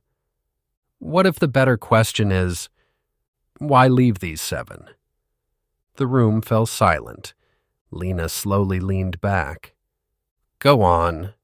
If someone wanted Adrian's work erased, they erased almost all of it." Charlotte pointed toward the archive box. "But they deliberately left these." Marcus frowned, or they missed them. Charlotte shook her head. "People this careful don't accidentally leave 7 years behind." Lena felt the familiar sensation she had learned to trust. Not certainty. Alignment. The pieces had shifted again. Naomi arrived carrying another stack of printouts. "I checked every surviving inventory Adrian signed." She laid them across the table. "Charlotte's right." Lena looked up. "How so?" "Every surviving file comes from the same 7-year period." Marcus scanned the dates. "They do." Naomi nodded. "And every earlier record is gone." Charlotte whispered. "So something changed." Lena circled the first surviving year. "What happened here?" The answer arrived unexpectedly, not through forensics, not through technology, through memory. Evelyn Price sat quietly in the archive reading room, turning an old pencil between her fingers. Lena placed the timeline in front of her. "We're trying to understand why only these 7 years remain." Evelyn studied the dates. Then her eyes widened. "Oh. What?" "I remember." Charlotte leaned forward. "What do you remember?" Evelyn smiled sadly. "That wasn't when Adrian started keeping records." She tapped the first surviving year. "That was when he stopped trusting the archive." No one interrupted. There was a flood. Marcus looked surprised. A flood? Not a natural one? The basement sprinkler system activated overnight. Thousands of files were damaged. Lena frowned. I don't remember hearing about that. You wouldn't. It was never made public. Charlotte felt her pulse quicken. What caused it? Evelyn slowly shook her head. The official report blamed a broken pipe. She looked directly at Lena. Adrian never believed it. Why? Because only one room flooded. Silence. Marcus spoke first. That seems convenient. Evelyn nodded. Adrian said the water destroyed exactly the files someone wanted destroyed. Charlotte looked at the ledger. So after the flood, Evelyn finished the thought. He stopped trusting the official archive. She gently rested one hand on the worn leather cover. That's when he began creating his own. Lena closed her eyes for a moment. The ledger suddenly made perfect sense. It wasn't paranoia. It was insurance. Back at headquarters, Naomi projected the courthouse renovation plans onto the wall. This is the original basement. She highlighted one section. The archive before the renovation. Then another. The archive afterward. Marcus frowned. They moved it. Naomi nodded. According to the plans, the original archive was permanently closed. Lena looked up sharply. Closed? Naomi zoomed in. The renovation notes don't say demolished. They don't say preserved either. Charlotte stepped closer. So what happened to it? Naomi slowly shook her head. I don't know. The plans simply end here. Marcus stared at the screen. So the room could still exist. It could, Naomi answered carefully. Or it could have been sealed. Or filled. Or completely removed. No one spoke. The blueprint had answered one question, only to create another. That evening, Lena stood alone outside Blackwood County Courthouse. Rain clouds gathered over Blackwood City. She looked up at the old stone building. People had spent days searching offices, phones, computers, witnesses. Maybe they had been searching in the wrong places. She looked toward the oldest wing of the courthouse. Somewhere beneath the building, Adrian Vale had stopped trusting the official archive. Whether anything remained there, no one knew. But if the missing 24 years still existed, they had never been farther from the people searching for them. Lena turned away from the courthouse. Tomorrow, she intended to find out. Chapter 18. Behind the Wall. The sealed archive was not marked on any current courthouse map.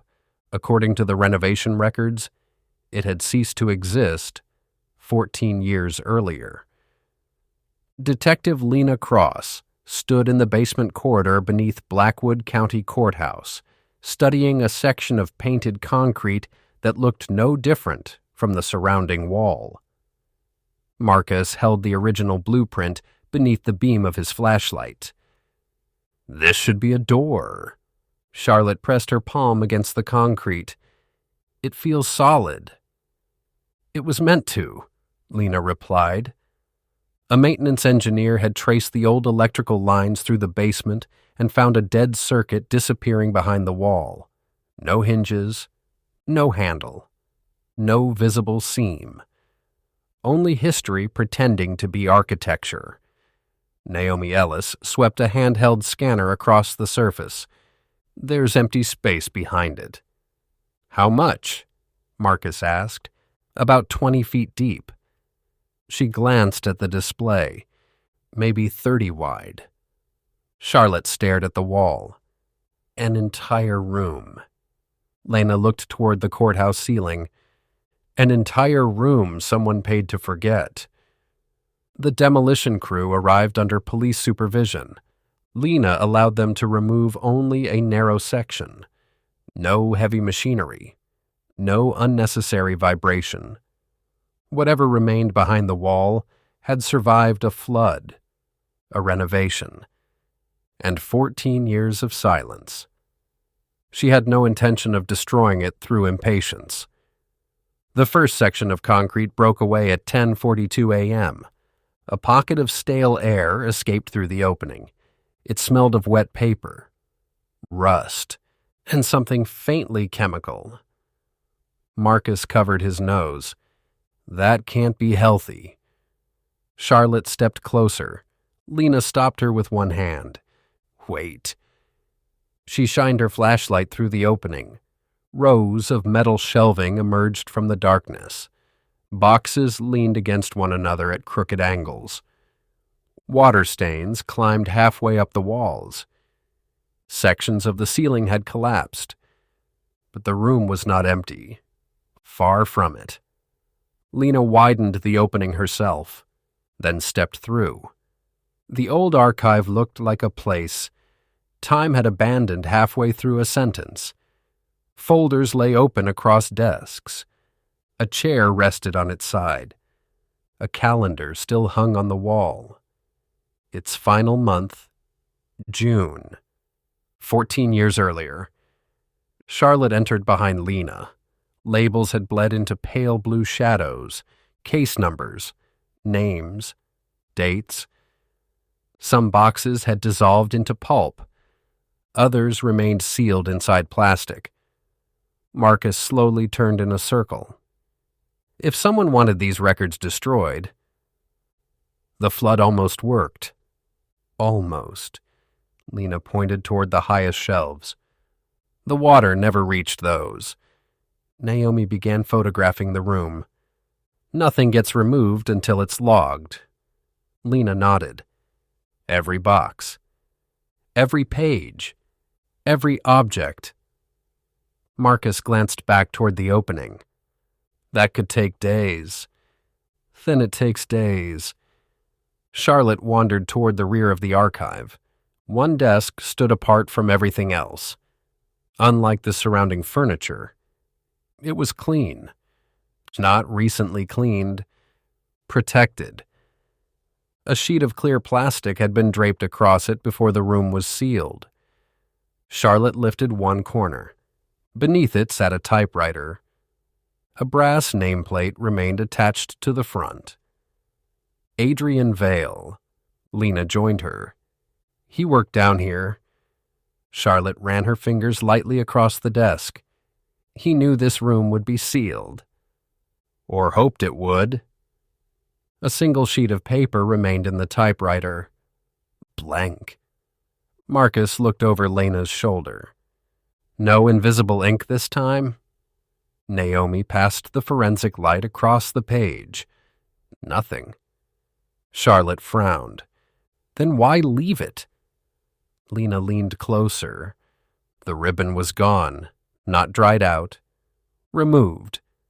She gently pressed one of the keys. It struck the blank page, leaving only a faint indentation. She looked toward Naomi. The message isn't on the paper. Charlotte understood immediately. It's wherever the ribbon went. Lena nodded. If someone took it. They knew exactly what Adrian was preserving. They searched the desk carefully. Paper clips, old stamps, inventory tags, dust-covered carbon sheets. Nothing. Marcus opened the bottom drawer. It stopped halfway. He pulled harder. Still nothing. Something's blocking it. Lena crouched beside him. The drawer was shallower than the desk itself. A false back. Marcus removed 2 rusted screws. Behind the panel rested a narrow metal box. No lock, no label. Only one word scratched into the lid. Time. Charlotte exhaled slowly. Lena opened it. Inside, 7 cassette tapes. The first 6 carried handwritten dates spanning 15 years. The 7th carried no date, only a name. Margaret Bennett. Charlotte stopped breathing. For several long seconds, no one moved. Lena looked at her. "We can listen somewhere else." Charlotte slowly shook her head. "No." Her voice trembled. "But I'm not walking away again." The evidence team located a portable cassette player. Lena inserted the tape. Pressed play. Static filled the forgotten archive. Then, a woman's voice. Soft. Calm. Immediately familiar to Charlotte. "My name is Margaret Bennett." Charlotte closed her eyes. Her mother sounded younger, stronger. "This recording is being made on June 18th, at 11:43 in the evening." A page turned near the microphone. If Adrian is right, the inventory records have been altered in at least 17 criminal cases. Paper shifted again. The original evidence was not always destroyed. In some cases, it was moved, replaced, refiled under unrelated case numbers.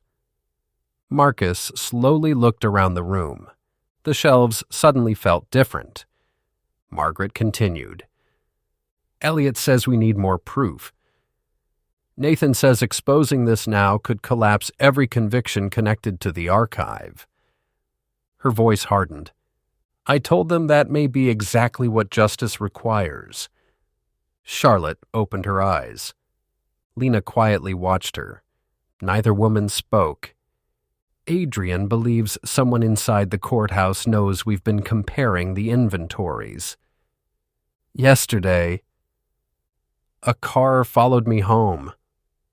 A longer silence. Then Margaret spoke almost in a whisper. "If anything happens to me..." Charlotte must never be told until she is old enough to understand the difference between truth and danger. Charlotte's hand covered her mouth. She was 8. The tape continued. Elliot promised to protect her. Charlotte looked toward Lena. Everything she thought she knew about Elliot Graves shifted. He hadn't been waiting for Charlotte because he foresaw the future. He had been keeping a promise. Margaret drew one final breath. "There is one more thing." Static crackled across the tape. The evidence transfers are always entered at the same time. Lena leaned toward the recorder. "Not the same hour." Margaret corrected herself. "The same minute." A page turned. 9:03. The room became perfectly still. Elliot's stopped watch, the evidence room clock. Both frozen at 9:03. Margaret continued. "At first we believed it was a clerk's habit. Adrian checked the originals. 9:03 does not record when the evidence moved." The tape distorted. Her next sentence disappeared beneath a burst of static. Then her voice returned. "It records... Who authorized it?" The tape clicked. Silence. Naomi checked the player. "That's the end." No one moved. Lena carefully ejected the cassette. 9:03 wasn't the time of Elliot's death. Marcus looked at her. "What was it?" Lena looked around the forgotten archive. A signature. For 14 years, everyone had believed 9:03 measured time. Now they knew it identified a decision. Somewhere inside Blackwood County Courthouse, someone had turned a number into a name. And if Margaret Bennett had been right, that name had been hiding in plain sight for 15 years. Chapter 19. The Flood Returns. The first sound was almost too soft to notice. A steady trickle. Then another. Then several more. Water. Charlotte turned toward the darkness. "Lena," I hear it. Marcus pulled against the steel barrier with all his strength. It didn't move. Whoever closed this knew exactly how this mechanism worked. Naomi swept her flashlight across the ceiling. There! A rusted sprinkler pipe had split near one of the old valves. Cold water sprayed across the far side of the archive, not enough to drown them. Enough to destroy paper. Enough to erase history. Again. Lena's voice cut through the rising panic. Forget the door. Marcus looked at her. What? The room. She pointed toward the shelves. They're trying to destroy the evidence. Everyone moved at once. Marcus grabbed the nearest plastic evidence crates. Charlotte began removing boxes from the highest shelves. Naomi photographed every label before touching anything. Lena ran to Adrian Vale's desk. The cassette tapes, the ledger, the hidden metal box. Those came first. The water spread quickly across the cracked concrete floor. Years of dust became muddy streams. Cardboard boxes softened. Paper curled. Charlotte looked toward the shelves. We're losing them. No, Lena replied. We're choosing what survives. Marcus slid another crate beneath a collapsing shelf. This one! Lena hurried over. Inside were dozens of inventory binders, each marked with the same handwritten initials. A. V. Charlotte lifted one. The pages were swollen but still readable. Then she stopped. Lena. What? The pages have numbers. So? They aren't case numbers. Lena looked closer. Every binder carried 2 numbering systems, the official one and another handwritten in pencil. Consecutive. 1, 2, 3, 4, 5. She looked around the room. These aren't separate files. Marcus caught on immediately. They're one collection. Lena nodded. Someone broke it apart, so no one would realize what they were looking at. Water reached their shoes. Naomi checked her watch. If this keeps rising... She didn't finish the sentence. Charlotte looked toward the sealed entrance. They aren't trying to stop us. Marcus looked at her. Then why flood the room? Charlotte looked around the archive. They're trying to decide what survives. Lena glanced toward Charlotte. The words echoed her own thoughts. This wasn't about killing witnesses. It was about destroying proof. A loud crack echoed overhead. One of the old wooden shelves split down the middle. Binders crashed into the water. Marcus lunged forward. Lena caught his arm. Leave them. They're evidence. They're replaceable. Marcus stared at her. The ledger isn't. He understood immediately. He abandoned the shelf. Naomi's flashlight swept across the far wall. Wait. Something reflected the light. Not metal. Glass, half buried beneath fallen plaster. Lena pushed aside broken boards. A narrow display case emerged from the wall. Locked. Inside rested a single leather folder. Unlike everything else, it had remained completely dry. Charlotte frowned.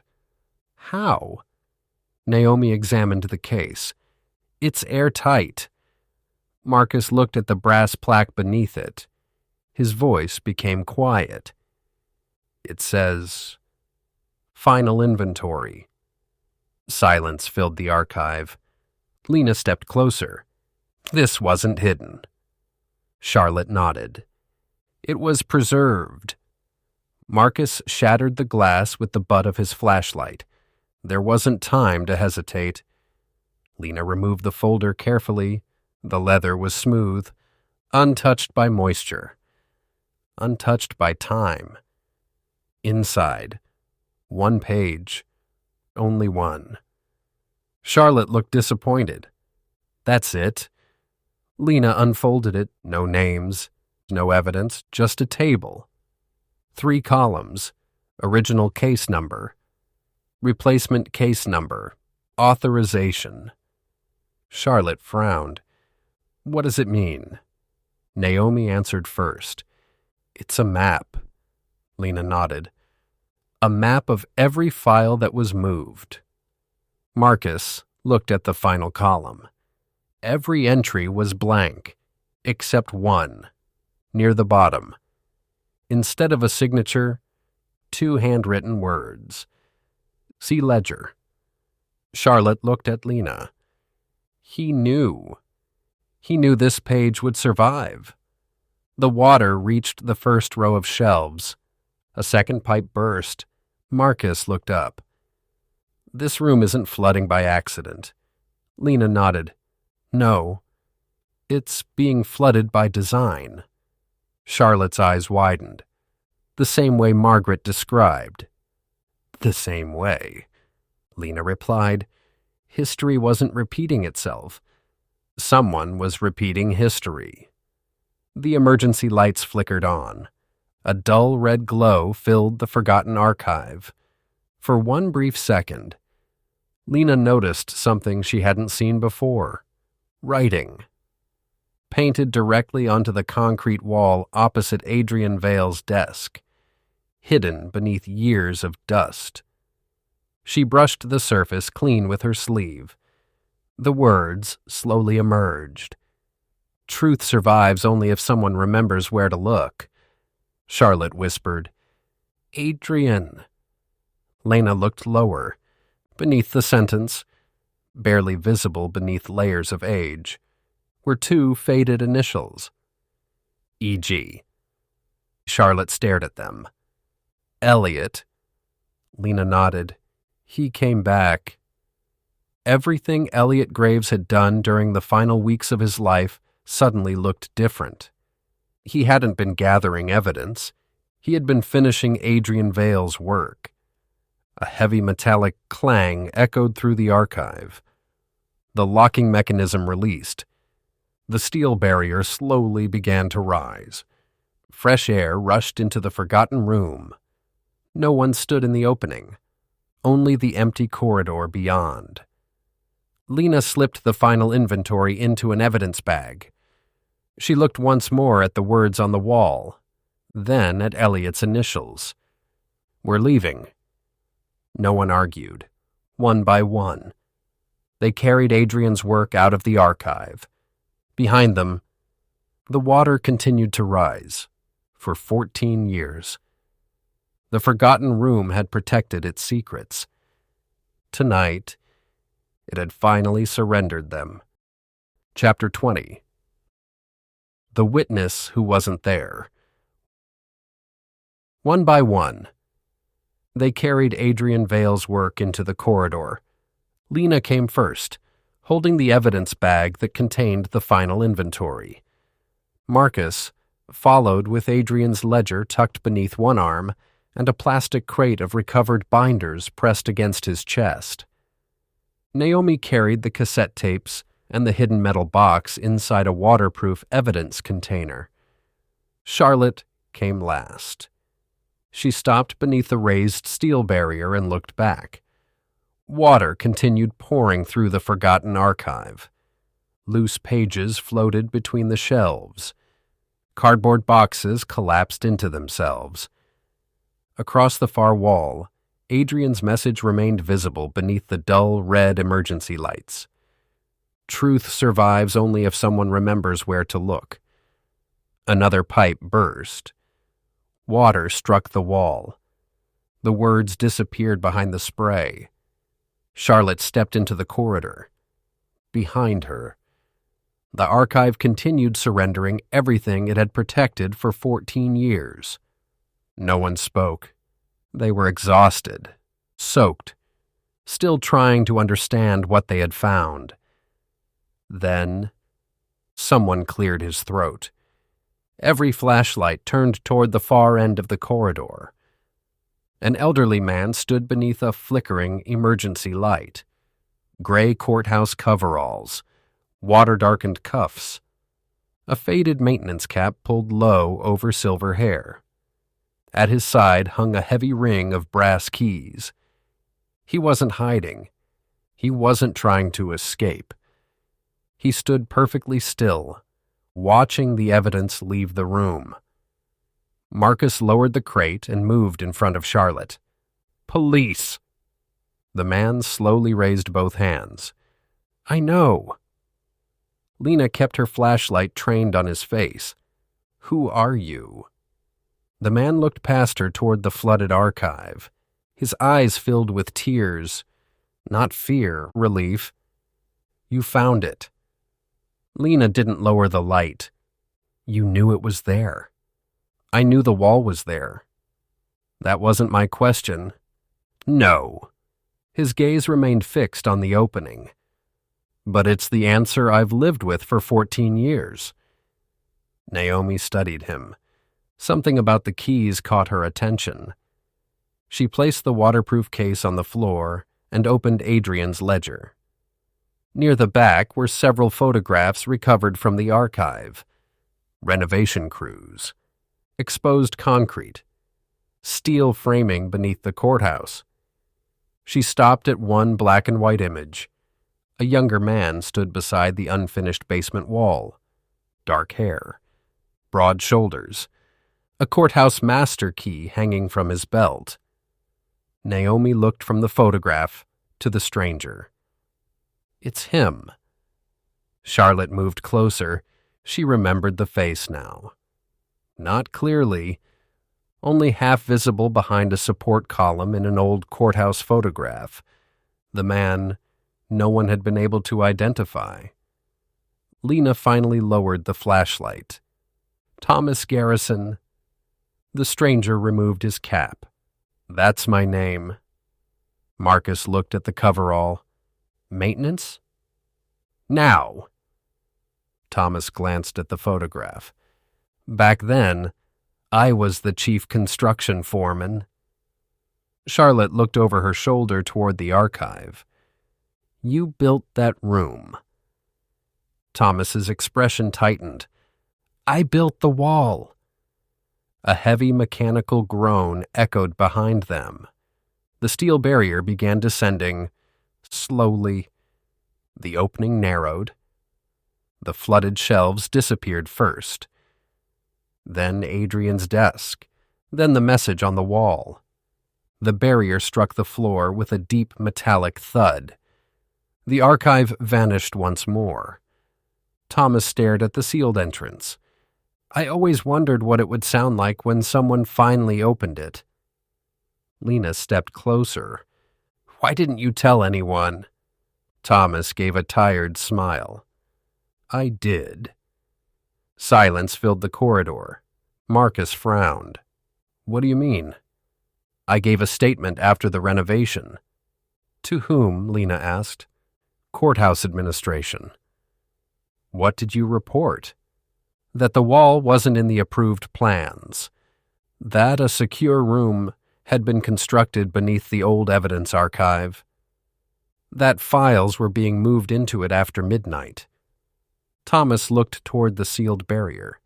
"I signed every page." Naomi closed the ledger. "There's no statement from you in the courthouse records." "I know." "You testified?" "Twice." Charlotte stepped closer. "Before whom?" "An internal review board." "And later, a county investigator." "What happened?" Thomas lowered his eyes. "Nothing." "No investigation?" "No record that either meeting ever occurred." "No transcript." "No recording." "No attendance sheet." He looked at Lena. "No proof that I had ever spoken." Marcus studied him carefully. "But you were there." Thomas's smile held no humor. "That depends on which record you believe." He removed one brass key from the ring at his side. "This opened every construction entrance beneath the courthouse. I signed it out every morning." I returned it every evening. After I gave my statement, the access logs were replaced. My name disappeared. Charlotte looked toward the old photograph in Naomi's hands. You weren't removed from the courthouse. She understood before she finished the sentence. You were removed from its history. Thomas nodded. My personnel file says I worked exterior maintenance during the renovation. You were the chief foreman, Lena said, for 11 months. And the official record says you never entered this corridor. Thomas looked toward the wall he had built. According to the courthouse, I was never here. The words settled heavily over them. The man who had built the hidden archive had been erased from every record connecting him to it. A witness, made absent by paperwork. Lena glanced at Adrian's ledger. The witness who wasn't there. Thomas looked at her. That's what Adrian called me. Charlotte tightened her grip on the evidence crate. You knew Adrian Vale? He found me after my testimony disappeared. What did he want? The original plans, the construction dates, the names of the crews, the identity of the person who authorized the changes. Marcus's eyes narrowed. Did you give him everything? Everything I still had. Thomas looked down at the key in his palm. Except this. Why keep it? Lena asked. Adrian told me there might come a day when the wall needed to open from the other side.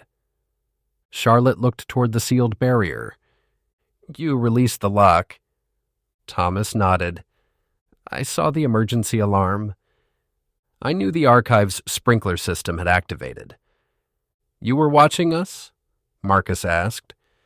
I was watching the room. Thomas met his eyes. There's a difference. Marcus didn't respond. Thomas continued. I shut off the main water valve. Naomi listened. Behind the barrier, the roar of water had already begun to weaken. You stopped the flood. I slowed it. His gaze moved to the evidence they had recovered. Long enough. Lena folded her arms. You waited 14 years to come forward again. Thomas shook his head. I spent 14 years waiting for someone to ask the right question. Charlotte remembered Elliot's warning, Adrian's ledger, Margaret's recording. Every clue had demanded the same thing. Not a faster answer, a better question. What question? She asked. Thomas looked at the sealed wall. Why would a courthouse need a room that officially never existed? No one answered. Thomas nodded toward Adrian's ledger. He understood before the rest of us. What did he understand? Marcus asked. Thomas remained silent. Lena watched him carefully. You're not here to explain it. No. To prove it? No. Thomas looked directly at her. I'm here because Adrian believed whoever opened that room would need one thing the records could no longer provide. A witness, Lena said. Thomas nodded. A living one. He held out the brass key. Lena accepted it with a gloved hand. My original statement is gone, Thomas said. My testimony is gone. My construction reports are gone. But I'm still here. You're willing to testify again? Lena asked. This time. Thomas looked toward the evidence containers. I want someone to keep the record. Charlotte glanced at Adrian's ledger. Adrian already started. A faint smile crossed Thomas's face. Then finish it. Naomi lifted the waterproof case. We need to move everything before the moisture reaches it. Lena nodded. Headquarters. Marcus secured the ledger beneath his arm. Charlotte picked up the remaining crate. Thomas stepped aside, clearing the corridor. Lena paused before walking past him. There's one phrase in Adrian's notes. Thomas waited. The empty alibi. His expression changed, only slightly, but Lena saw it. You know what it means. I know what Adrian believed it meant. What did he tell you? Thomas looked toward the ledger. That the most effective lie isn't always written. He returned his gaze to Lena. Sometimes it's what the record leaves empty. Charlotte frowned. What exactly was missing? Thomas shook his head. If Adrian trusted you with his ledger, you'll find it. Marcus looked impatient. You came all this way to give us a riddle? No. Thomas looked at him calmly. I came to make sure you didn't mistake an answer for the truth. Lena held his gaze, then nodded. She understood. Thomas wasn't going to solve Adrian's investigation for them. He couldn't. He had witnessed the wall being built. He had seen records moved.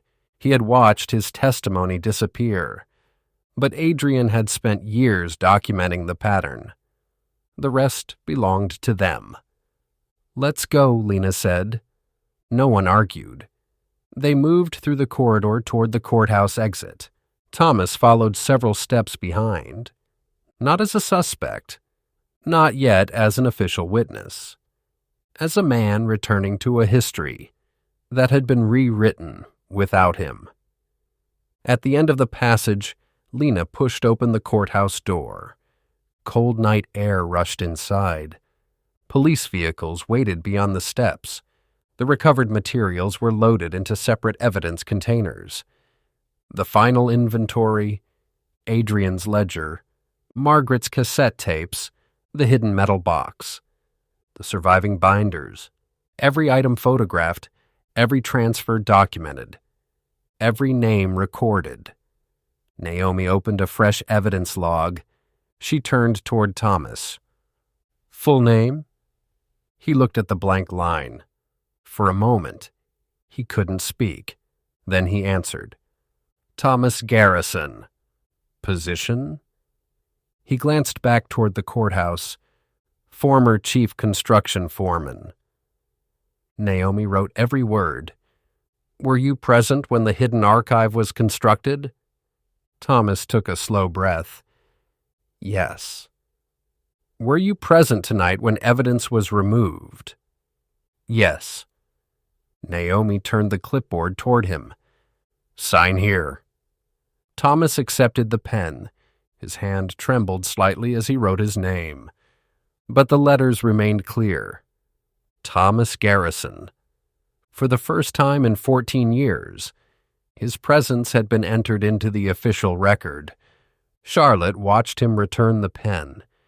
You were right, she said. Thomas looked at her. About what? The truth survived. He looked toward Adrian's ledger as Marcus placed it inside the evidence van.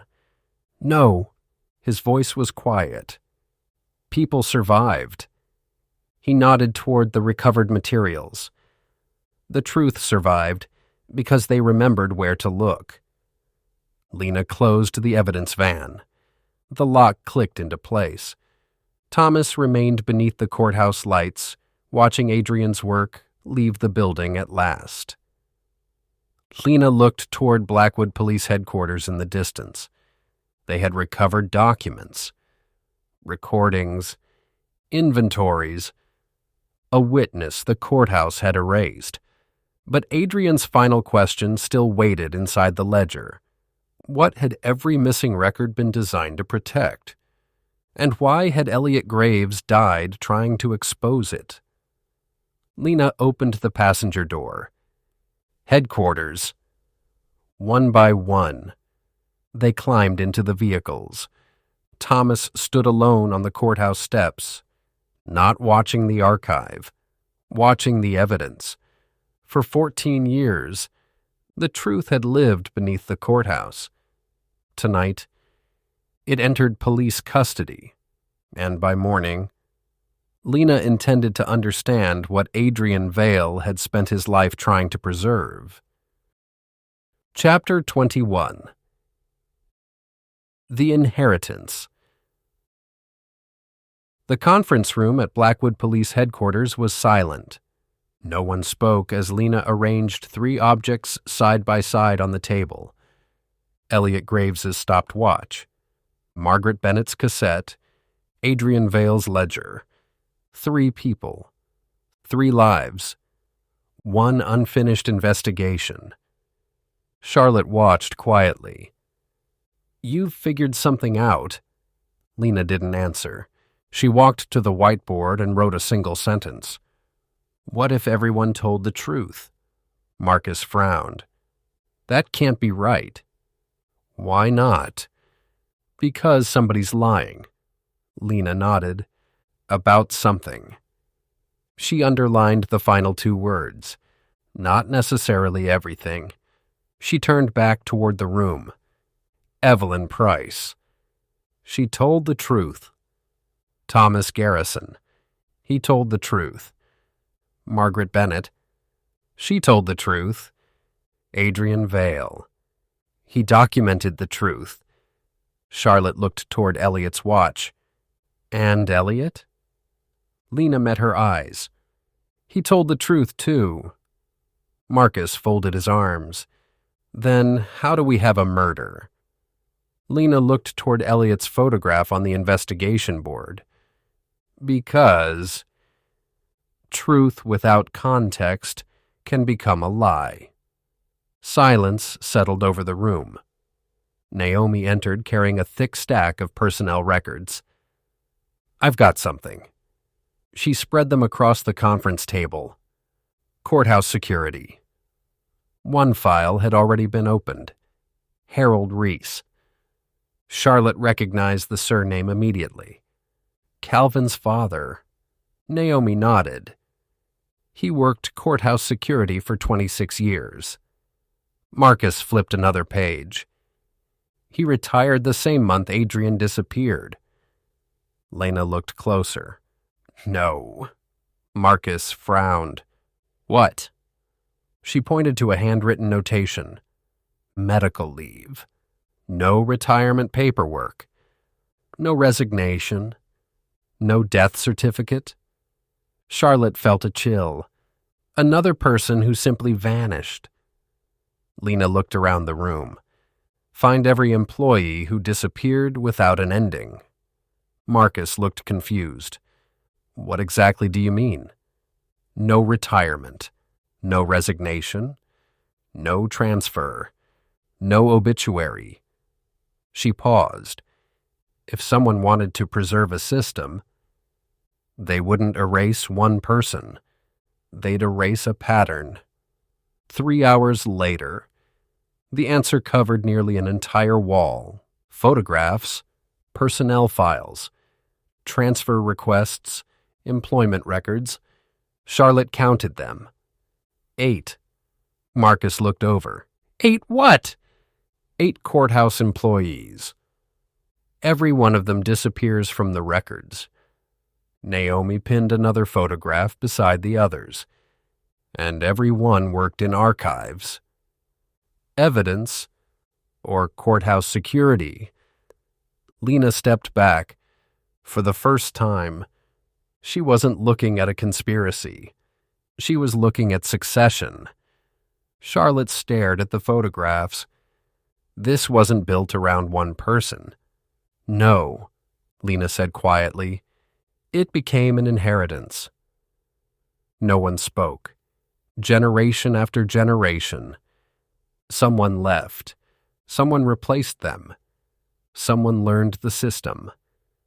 Someone protected it. The deception survived because responsibility survived. Not through greed, through loyalty. Marcus looked toward Harold Reese's file. So Calvin inherited his father's role. Maybe, Lena replied, but inheritance isn't guilt. Charlotte nodded. We still don't know whether he accepted it. Lena returned to Adrian Vale's ledger. This time, she ignored the case numbers. She studied only the margins. Tiny pencil dots appeared beside a handful of entries. Not every page, only a few. Naomi leaned closer. I missed those. So did I. Lena counted them. 8. Exactly 8.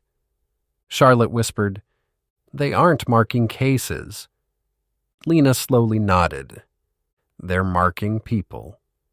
She copied the corresponding dates onto a legal pad.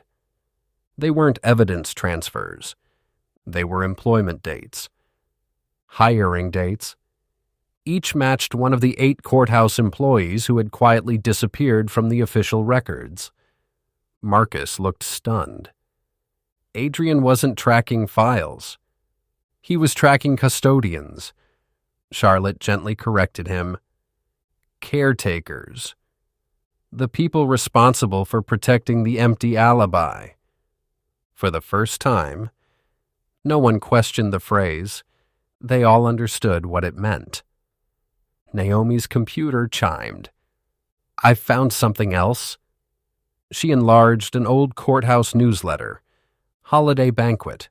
20 years earlier, judges, clerks, security officers, archivists.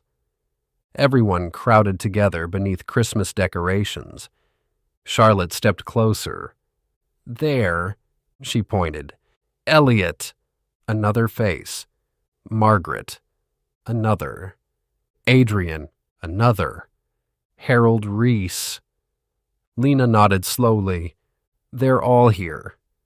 Charlotte's finger stopped near the back of the room, half hidden behind a pillar. Stood another man. No smile. No name badge. Just one detail remained clear. A courthouse master key hanging from his belt. Marcus frowned. I can't identify him. Naomi sharpened the image. Only slightly. Not enough to reveal the face, just enough to confirm the key. Lena stared at it, then looked toward Thomas Garrison's maintenance keys resting in an evidence bag. Different key. Same courthouse. Same era. She felt another piece move into place. Someone had possessed access to every locked room in the courthouse. Charlotte looked at her. You know who he is? Lena slowly shook her head. No. She looked once more at the old photograph, then smiled. But I finally know where to look. Outside the conference room, Captain Raymond Cole paused for only a moment. He looked through the glass toward the investigation board. His expression remained unreadable. Then he quietly walked away. He never noticed the small security camera mounted above the doorway. Its red recording light glowed steadily in the hallway. Someone else had been watching. Chapter 22. The Trap. Lena erased the whiteboard, every name and every date, every photograph. Marcus watched in disbelief. What are you doing? Removing the target. Charlotte frowned. The target? Lena set the marker down. For 3 days, we've been reacting. She looked around the room. That ends now. Blackwood Police Headquarters. Only 4 people remained inside the conference room. Lena, Marcus, Charlotte, Naomi. Lena drew a single circle in the center of the whiteboard. Inside it, she wrote one word. Trust. Marcus stared. That's your new evidence board? It's our new suspect. Charlotte smiled faintly. I was wondering when you were going to say it. Marcus looked between them. I'm officially behind. Lena folded her arms. Every person in this investigation trusted the wrong thing. Elliot trusted he had more time. Margaret trusted the system could still be repaired. Adrian trusted records. Charlotte spoke quietly. and I trusted the story I already believed. Lena nodded. So did the killer. Silence settled over the room, not because they agreed, because they all recognized themselves in the answer. Naomi placed a stack of courthouse security reports on the table. I finished reviewing every access log. Anything? Not what I expected. She spread them across the table. The sealed archive wasn't entered after it was closed. Marcus sighed. So another dead end? No. Naomi shook her head. It's worse. She pointed to the reports. There are no access attempts. Charlotte leaned closer. What does that mean? Lena answered immediately. It means whoever entered never used a door. The room fell silent. Marcus blinked. There has to be another entrance. There usually is, Lena replied. Thomas Garrison returned carrying a rolled blueprint. This wasn't in the courthouse files. Charlotte looked up. Where was it? Thomas smiled sheepishly. In my garage. Marcus laughed. You kept courthouse blueprints in your garage? I was told to throw them away. You didn't. I've never been very good at following foolish orders. He spread the drawing across the table. Unlike the official blueprints, this one showed maintenance tunnels, steam lines, electrical conduits, hidden service corridors. Lena traced one narrow passage with her finger. It ended behind Adrian Vale's office. Charlotte whispered, so there really was another way in. Thomas nodded. A way only maintenance knew. Lena studied the page, then slowly shook her head. No. Marcus frowned. What? She pointed to another symbol. Emergency override. Another. Master access. Another. Evidence lockdown. Thomas looked surprised. You recognize those? Lena smiled. My father was a firefighter. He taught me that buildings tell the truth, if you know how to read them. Charlotte followed another tunnel with her finger. It continued beneath the courthouse, past the sealed archive, toward an abandoned county records warehouse 3 blocks away. Marcus looked up. I didn't know those buildings were connected. They aren't anymore. Thomas answered. The tunnel was filled in years ago. Lena looked directly at him. Filled in, or reported as filled in. Thomas never answered. He didn't have to. Late that evening, the abandoned warehouse stood beneath a gray sky. Broken windows reflected the last light of sunset. A faded county seal still hung above the loading dock. Lena parked half a block away. No marked cars, no flashing lights. Only the 4 of them. Marcus checked his flashlight. You think someone's still using this place? I don't know, Lena replied. But if they are, I don't want them to know we're here. Inside, dust covered nearly everything. Old shelvings, collapsed boxes, rotting file cabinets. Charlotte swept her flashlight across the floor. Nobody's been here in years. Lena didn't answer. She knelt near the entrance. One footprint, fresh, sharp around the edges. Less than 24 hours old. Marcus saw it immediately. So much for abandoned. They followed the prints through the warehouse, past empty shelves, past rusted cabinets, until they reached the rear wall. Nothing. Charlotte frowned. That's it? Lena knocked once. Solid, she knocked again. A different sound, hollow. Marcus smiled. Another wall. Lena nodded. History does love hiding behind walls. Marcus reached for a pry bar. Lena stopped him. "No!" She pointed toward the floor. Tiny scrape marks formed a shallow arc. The wall wasn't fixed. It moved. Thomas stepped forward. He pressed against one section. Nothing. Then another. A quiet click echoed through the warehouse. The concrete wall shifted inward. Just enough. Cold air drifted from the darkness beyond. Charlotte lifted her flashlight. A narrow tunnel stretched beneath the courthouse. Its floor was clean. Far too clean. Someone had been walking through it. Recently. Lena looked into the darkness. For a long moment. No one moved. Then she quietly said, "We're done chasing the past." She stepped into the tunnel. This is where we catch the present. High above them, hidden among the warehouse rafters, a tiny red light blinked once. A concealed camera. Miles away. A monitor flickered to life.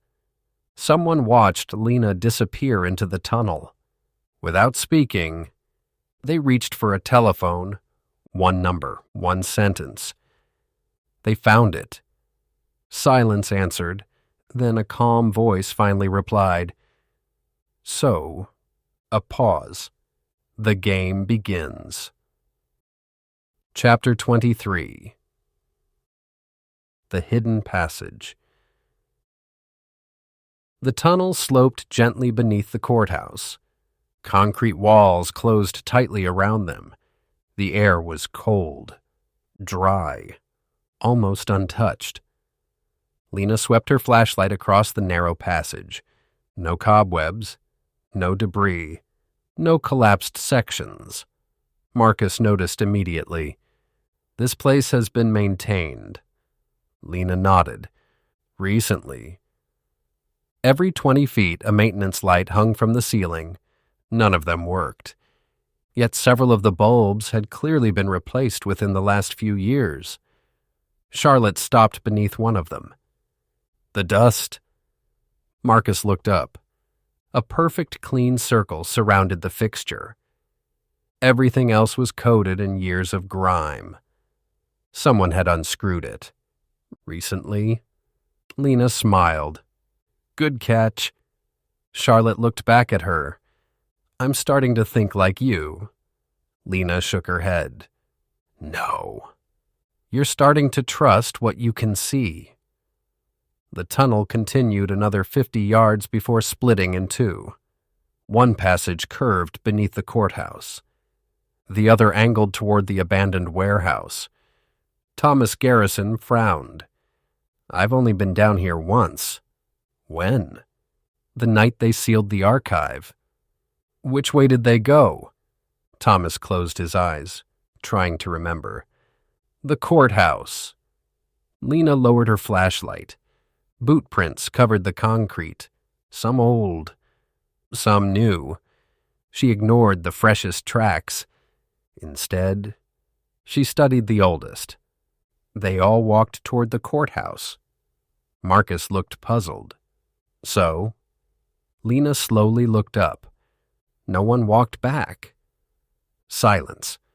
Charlotte understood first. They didn't leave the way they came. Naomi swept her flashlight across the walls.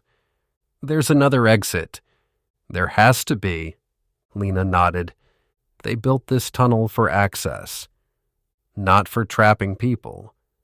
50 yards farther, the passage opened into a circular utility chamber. Old pipes crossed the ceiling. Electrical conduits disappeared into concrete walls.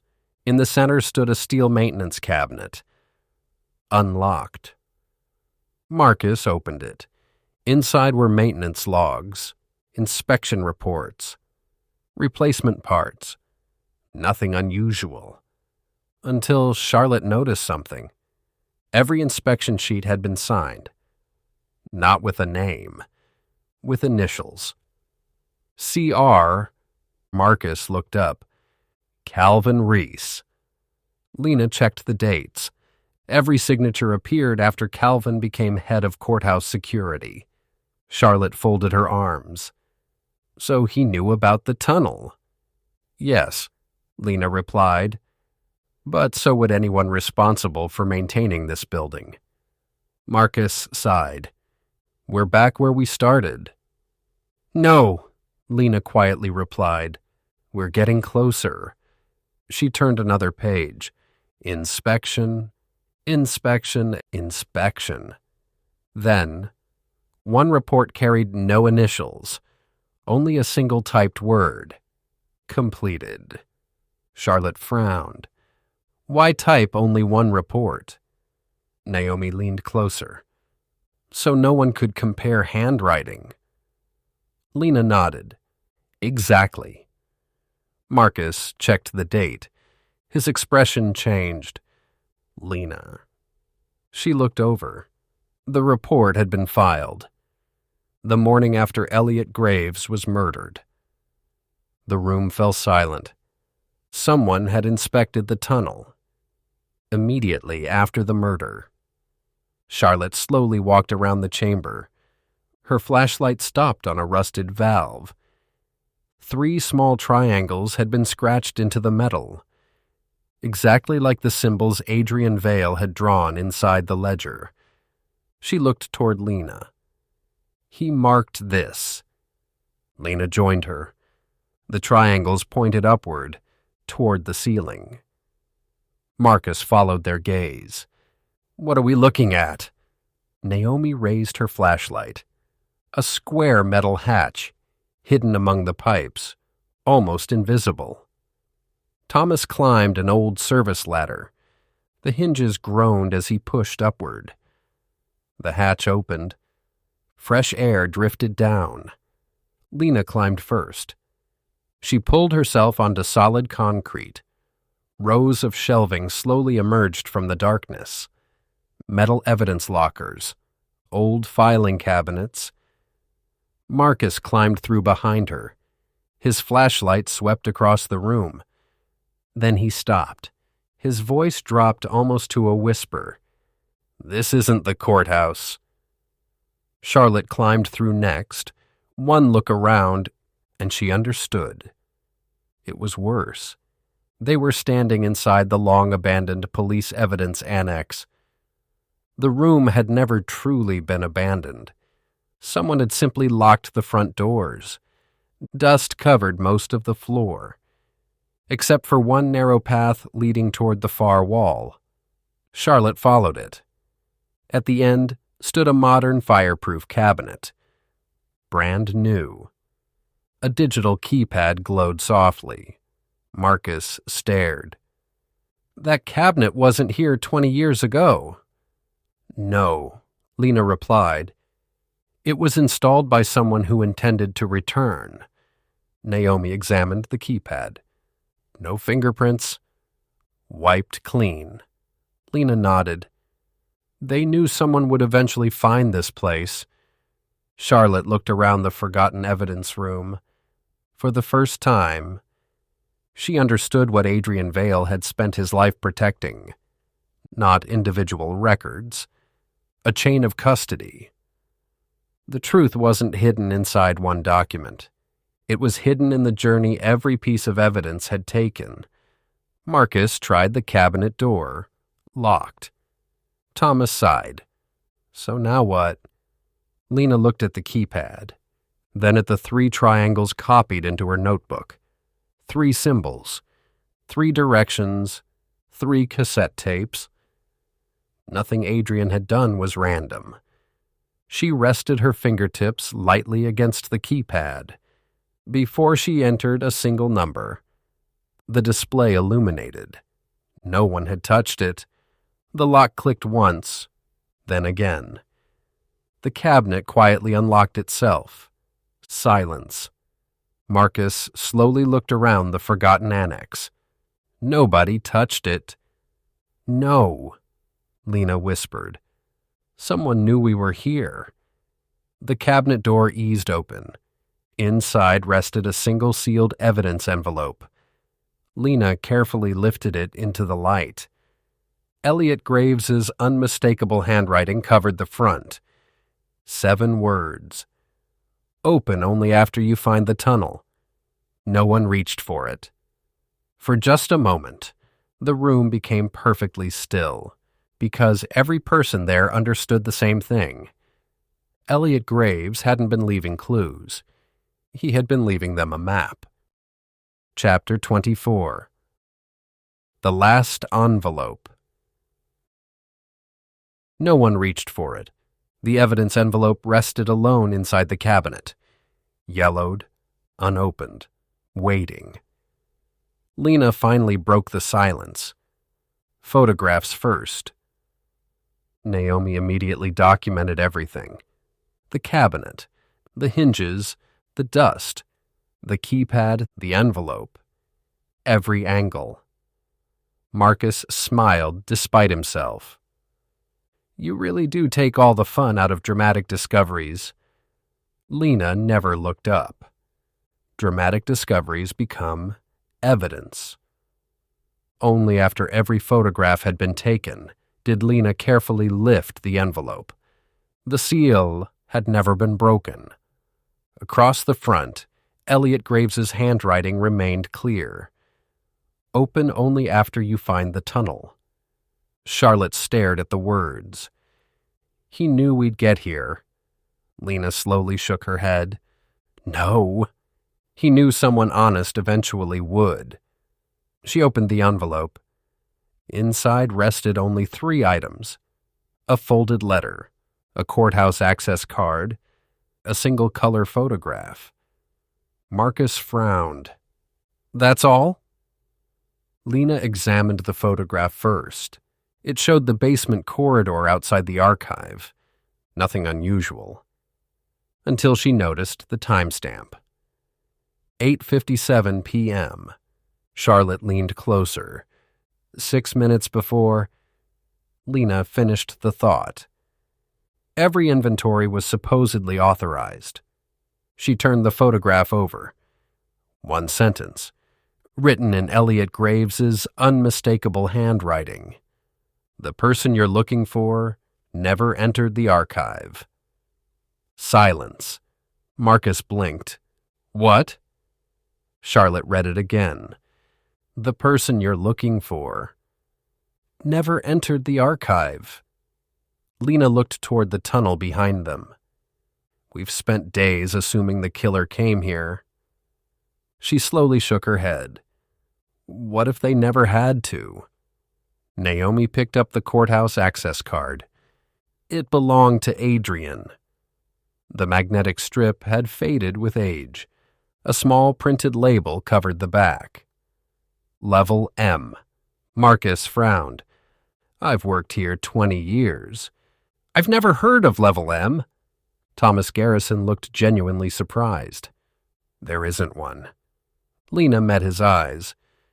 Officially? Thomas hesitated, then nodded. Officially. Another question. Another missing place. Charlotte unfolded Elliot's letter.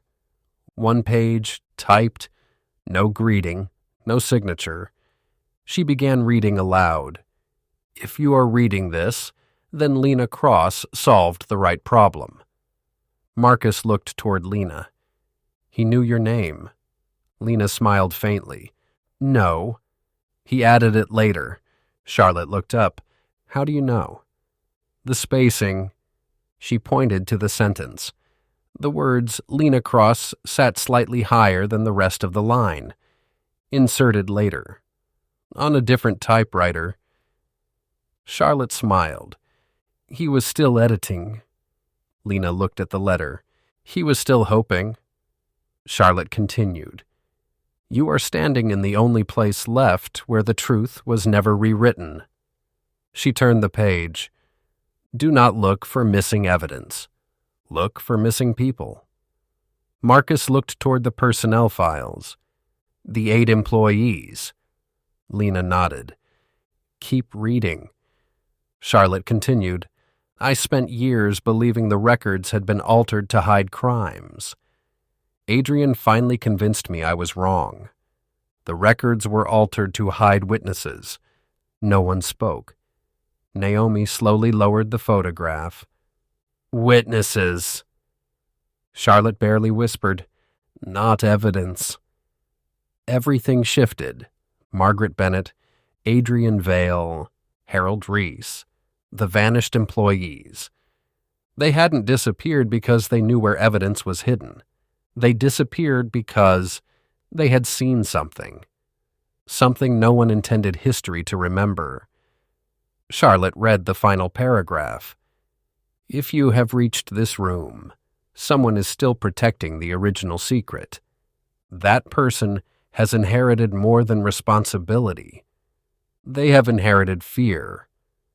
When they realize you understand that, they will come to you." No signature. Only 3 handwritten words beneath the typed letter. "Don't chase them." Marcus frowned. "What does that mean?" Lena folded the letter with extraordinary care.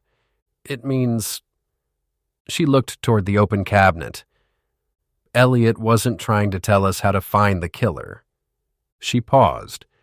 "He was telling us how to catch them." Charlotte's eyes widened. "The trap." Lena nodded. "We've been walking into Elliot's trap." A faint smile crossed her face.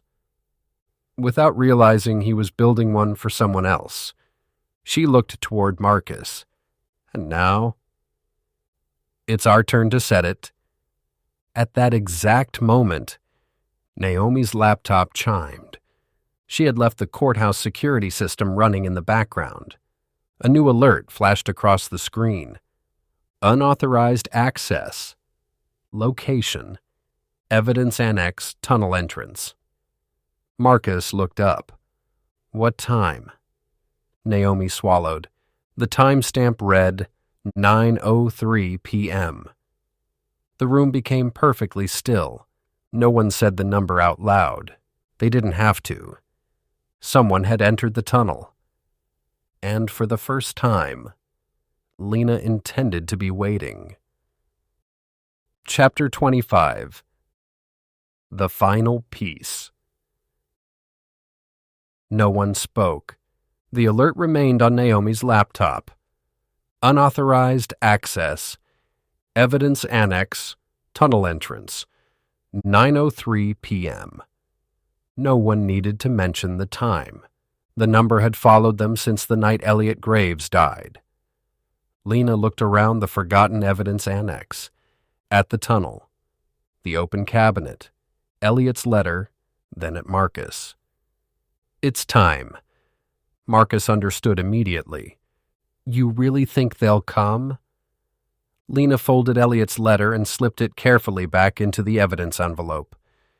"They already have." 15 minutes later, the annex looked exactly as they had found it. The cabinet remained open. The envelope sat inside. The lights stayed off. Only darkness filled the room. Lena stood behind a row of abandoned evidence lockers. Marcus waited near the tunnel entrance. Charlotte remained beside the cabinet. Naomi watched the security feed from a portable monitor. Thomas Garrison had already left through the maintenance tunnel. If someone entered, they would believe only 4 people knew the annex existed. Lena wanted them to believe exactly that. Minutes passed. No one moved. No one spoke. Only the faint hum of the old ventilation system drifted through the room. Then, footsteps, slow, measured. Not someone searching, someone who already knew where they were going. Charlotte heard them first. Her breathing slowed. Lena raised one hand. No one moved. The footsteps stopped. A long silence followed. Then a voice echoed softly through the darkness. "I was hoping Elliot never found this place." Marcus recognized it immediately. His eyes widened. "No." The lights came on. One row at a time, the old fluorescent fixtures flickered overhead. The figure stood alone near the tunnel entrance. A courthouse maintenance cap shaded his face. Gray work jacket, hands resting calmly at his sides. He didn't run. He didn't reach for a weapon. He simply removed the cap. Charlotte's breath caught. Marcus stared in disbelief. Lena never looked surprised. She simply spoke one word. "Captain." Raymond Cole looked around the forgotten annex. His expression carried neither fear nor anger, only disappointment. "I always wondered who Adrian hoped would find this room." His eyes settled on Lena. "I suppose I have my answer." Marcus stepped forward. "You've been watching us." Cole nodded once. "From the beginning." Charlotte looked toward the hidden camera above the cabinet. "The warehouse. The courthouse. The archive." Cole gave a faint smile. "You've all been remarkably predictable." Lena remained perfectly still. "No," she shook her head. "That's why you're here." Cole studied her for several seconds, then smiled again. "You've changed." "No," Lena replied quietly. "I finally stopped reacting." Silence settled over the annex. Cole slowly walked toward the cabinet. No one stopped him. He looked down at Elliot's envelope. "I never thought he'd leave it unopened." "He didn't," Lena replied. "He left it for us." For the first time, Raymond Cole's expression changed. Only slightly, but enough. Lena saw it. So did Charlotte. He hadn't expected that answer, not because it was clever, because it was true. Cole looked around the room once more. "You've spent days looking for missing records." Lena answered calmly. "We stopped doing that yesterday." His eyes narrowed. "What are you looking for now?" Lena met his gaze. "The first lie." Cole almost smiled. "You've come farther than Adrian ever did." "No," Lena said quietly. "He brought us here." Cole looked toward the open cabinet, then back at Lena. "And what do you think you've found?" Lena stepped into the center of the room, not aggressively, not cautiously, simply with quiet certainty. "A system." Cole nodded. "Yes." "A good one." Charlotte frowned. "A good one?" Cole looked at her. "You think justice survives because every rule is followed. It doesn't. It survives because sometimes good people decide which rules matter." Charlotte stared at him. "And who gave you that authority?" Cole didn't answer. Instead, he looked at Lena. "You already know." Lena's voice remained calm. "No. I know something else." Cole waited. "You stopped protecting the truth. The moment you decided the institution mattered more than the people inside it."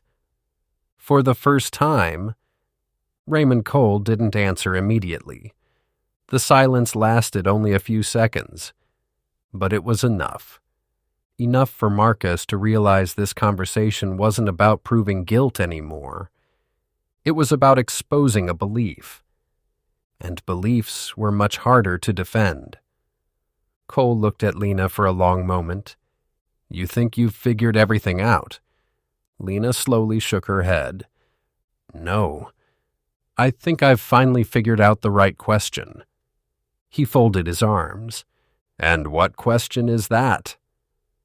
Lena glanced toward Elliot's envelope resting inside the cabinet. "Not who protected the empty alibi."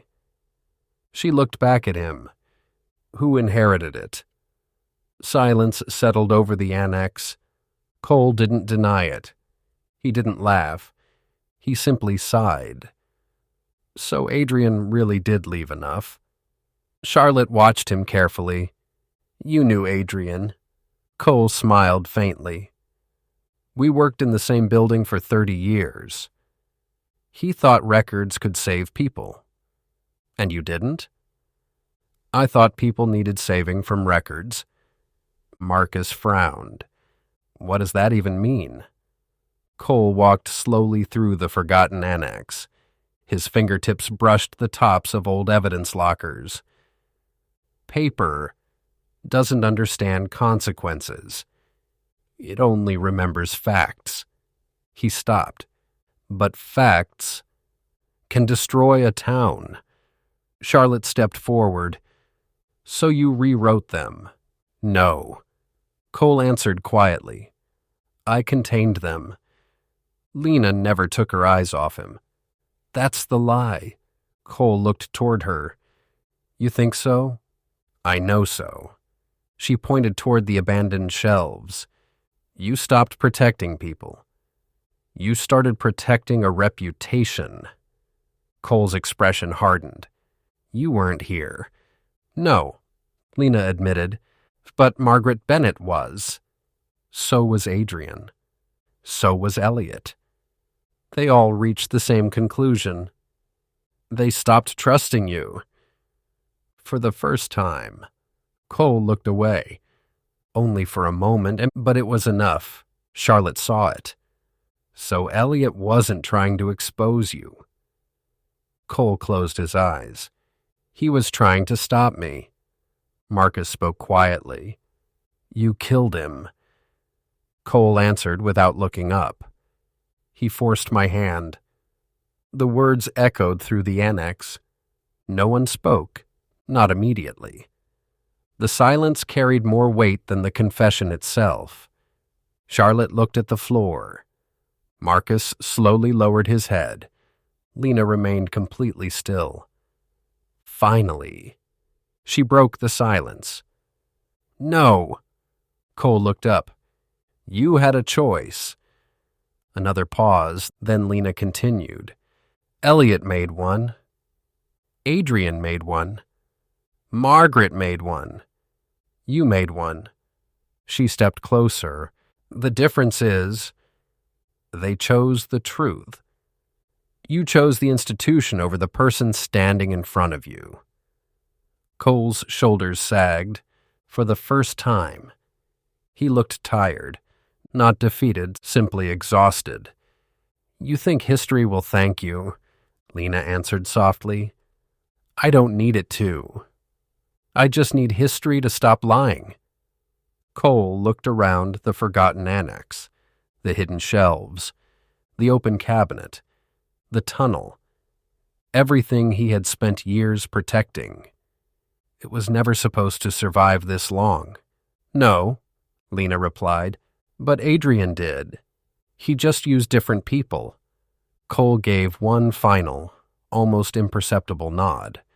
As it turns out, he planned farther ahead than I did. Marcus stepped forward. Captain Raymond Cole. You're under arrest for the murder of Elliot Graves. And for your role in the concealment and destruction of evidence connected to multiple criminal investigations. Cole didn't resist. He quietly extended his hands. Marcus secured the handcuffs. The metallic click echoed through the annex.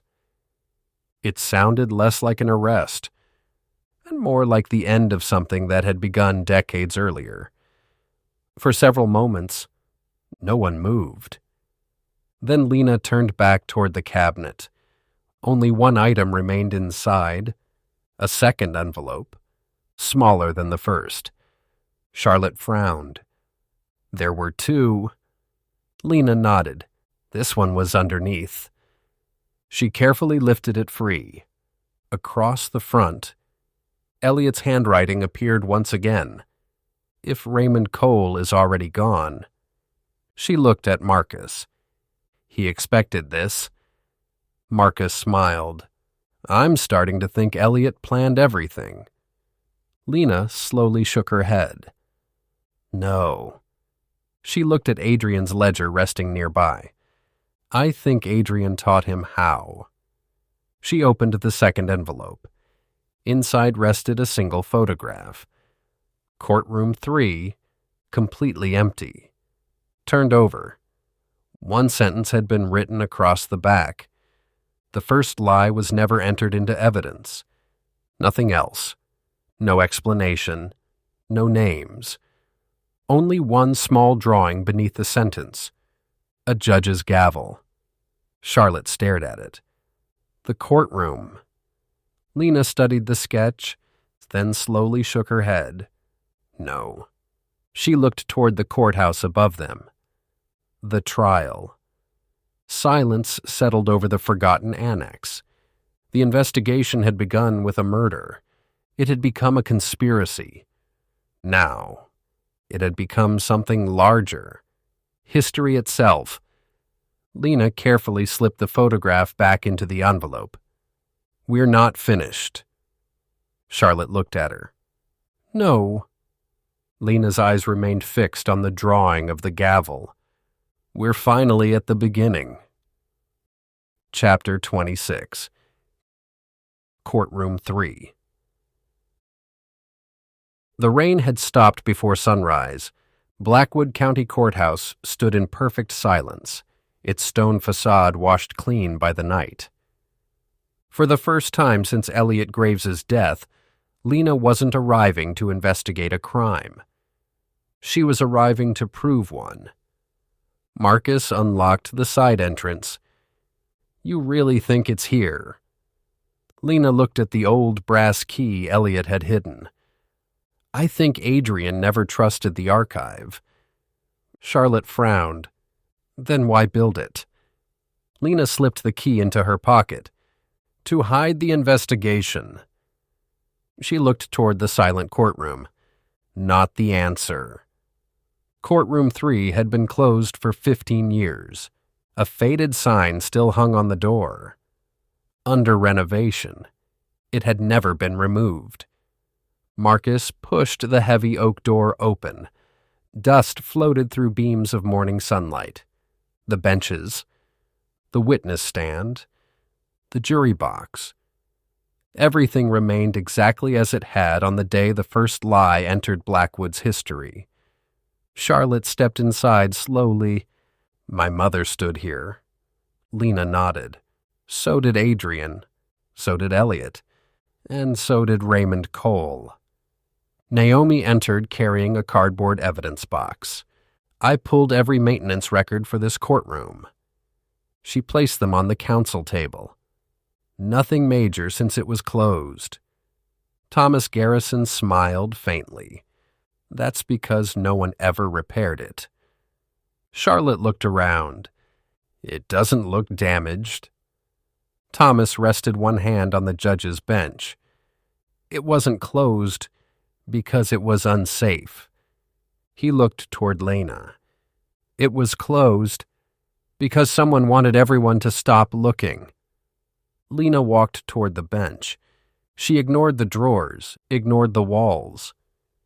Instead, she looked down at the worn wooden floor. Thousands of footsteps had crossed it. Judges, jurors, witnesses, lawyers, victims, families. One section reflected the sunlight differently, slightly newer, slightly darker. Marcus noticed her staring. "What is it?" "This board." He knelt beside her. "It was replaced." Thomas frowned. "I don't remember replacing any flooring." "You didn't," Lena replied. "Someone else did." She tapped the first board, solid, the second.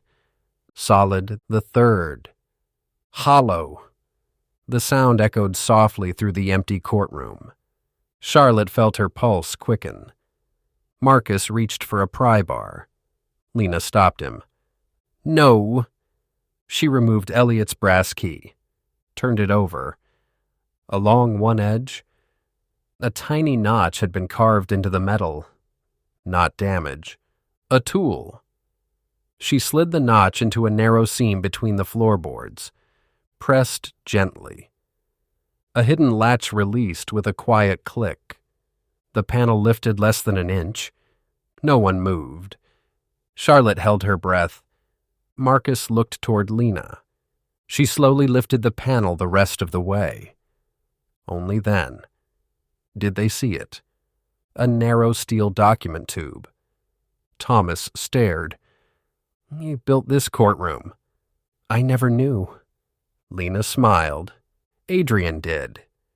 She carefully lifted the tube free. Its wax seal remained unbroken. Across the impression rested the original Blackwood County Court emblem, untouched for 15 years. Marcus opened the tube. Inside lay a single folded document, heavy cream paper, original court stationery. Judge Nathan Mercer's signature rested at the bottom.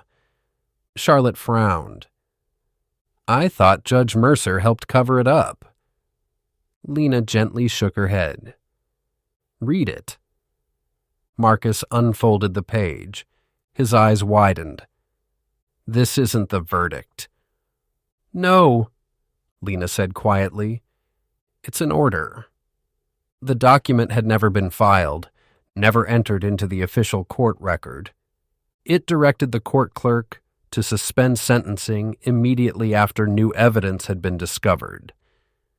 The conviction was never supposed to happen. Charlotte looked confused. "But Elliot said—" Lena nodded. "I know." She pointed farther down the page. The jury reached its verdict, then lower still. The judge stopped the proceedings before judgment could legally be entered. Marcus slowly looked up. So the defendant was never legally convicted. Correct. Charlotte frowned. Then how did he die in prison? Silence. No one answered until Thomas finally spoke. He wasn't sent to prison. Marcus turned toward him. What? Thomas swallowed. He was transferred to the county holding facility. Charlotte's voice barely rose above a whisper. Then someone forged the commitment order. Lena closed her eyes. There it was. Not one lie. Two. The altered inventory had hidden the evidence. The forged commitment order had buried the truth. One protected the other. Together, they became the empty alibi. Naomi's laptop chimed. I found something. She turned the screen toward Lena. I searched the commitment order number. Marcus leaned closer. What did you find? Naomi looked stunned. It doesn't exist. Charlotte frowned. What do you mean? The order that supposedly sent him to prison was never issued by this court. The room fell silent. Lena looked from Judge Mercer's original order to Naomi's screen, then back to the courtroom floor. The first lie, she whispered, wasn't the altered evidence. Charlotte looked at her. It was making everyone believe the court had spoken, when it never had. Marcus slowly lowered himself into the front row. My God. Lena quietly shook her head. No. She looked around the empty courtroom. The law. Silence. Then she held up the original order.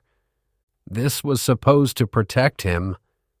Charlotte walked slowly toward the jury box. She rested one hand against the polished wood. For 15 years. Everyone believed the jury got it wrong. Lena looked at the original order. They didn't. The jury did exactly what it was supposed to do. She carefully placed the document into a protective evidence sleeve. It was everything that happened afterward. That stole justice. Outside, the courthouse clock began striking the hour. Charlotte instinctively turned toward the sound. Then she smiled. Lena noticed. What is it? Charlotte looked around courtroom 3 one final time. For the first time. I don't hear a clock. She looked at the original court order resting in Lena's hands. I hear the truth. Lena carefully folded the order. For years, Blackwood had trusted the record. Now, it would have to face the truth. Chapter 27. The Truth on the Record. 7 days later, courtroom 3 was open again. Not for a trial. For a correction. Every bench was filled. Reporters stood shoulder to shoulder along the back wall. Former judges, retired detectives, families connected to the original case. No one came expecting a dramatic confession. They came because for the first time in 15 years, the official record was about to be challenged by the original one. Judge Eleanor Whitmore entered precisely at 9 o'clock. She looked across the crowded courtroom before taking her seat.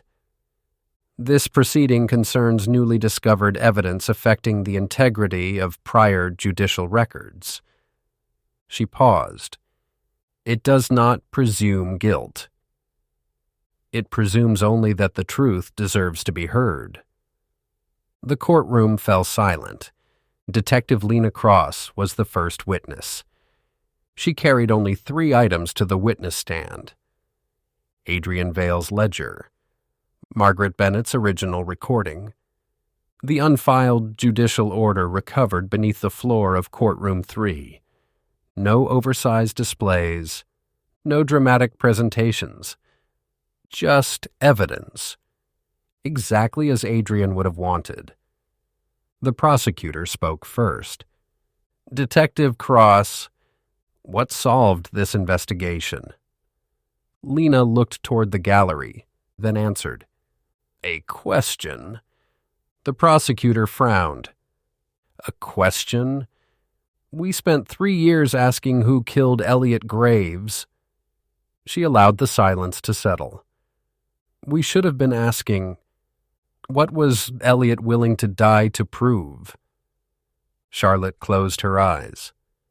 For the first time, the entire journey made perfect sense. Lena continued. Elliot Graves discovered that the first case was never legally completed. She held up the recovered judicial order. This document suspended sentencing after new evidence was discovered. She placed it beside the forged commitment order. The commitment order that sent the defendant into custody was created anyway. A quiet murmur moved through the courtroom. The court never authorized it. The official record claimed it had. The prosecutor lifted the forged commitment order. So this is the first lie. Lena slowly shook her head. No. This is the first document. She looked directly at Judge Whitmore. The first lie was when people chose not to question it. The courtroom became completely still. Even the reporters stopped typing. Margaret Bennett's recording was played in full. Not because it revealed another clue, because it revealed her character. Her final words echoed softly through the courtroom. Justice is fragile. Truth is stronger. When the recording ended, no one spoke. Charlotte Bennett was called next. She carried the small black address book to the witness stand. The prosecutor smiled gently. What do you believe your mother wanted? Charlotte looked down at the worn cover. She rested one hand on it. When I was younger, I thought she wanted someone punished.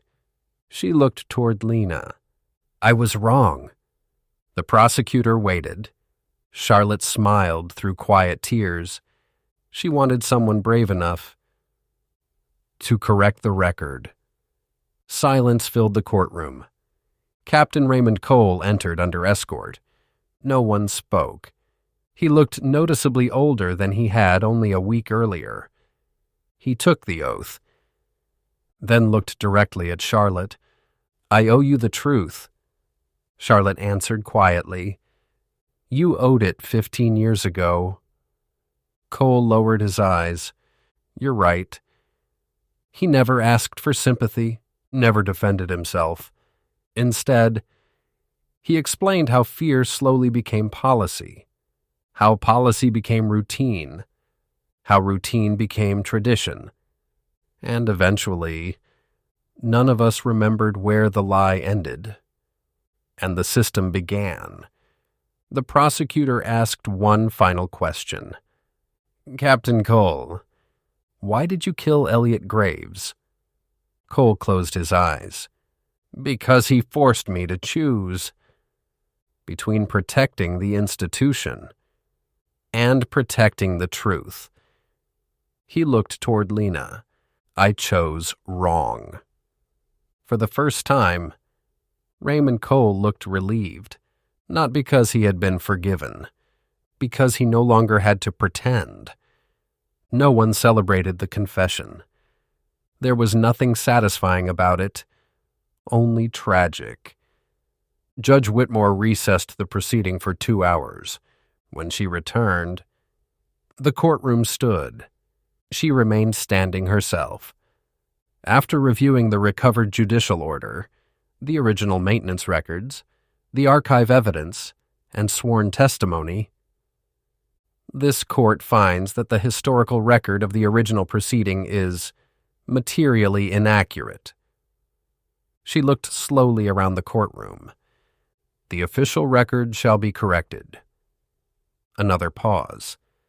"And history shall reflect the correction." She continued, "Every affected conviction identified through the altered evidence chain will receive independent judicial review. Not automatic release, not automatic conviction. Review, case by case, truth by truth, justice by justice." Charlotte looked toward the empty jury box. For 15 years, she had imagined this room as the place where everything had gone wrong. Now, it had become the place where everything finally began to heal. As the courtroom slowly emptied, Lena remained alone for a moment. She walked quietly to the center aisle, looked once toward the judge's bench, then once toward the jury box. She imagined Adrian, Margaret, Elliot, 3 people who had never lived to see this day. Softly, she spoke into the empty courtroom. "We finished it." A warm breeze drifted through the open windows. The old courthouse clock began striking the hour. 1, 2, 3. Charlotte stopped in the doorway. She smiled. Lena looked over. "What is it?" Charlotte looked around courtroom 3 one last time.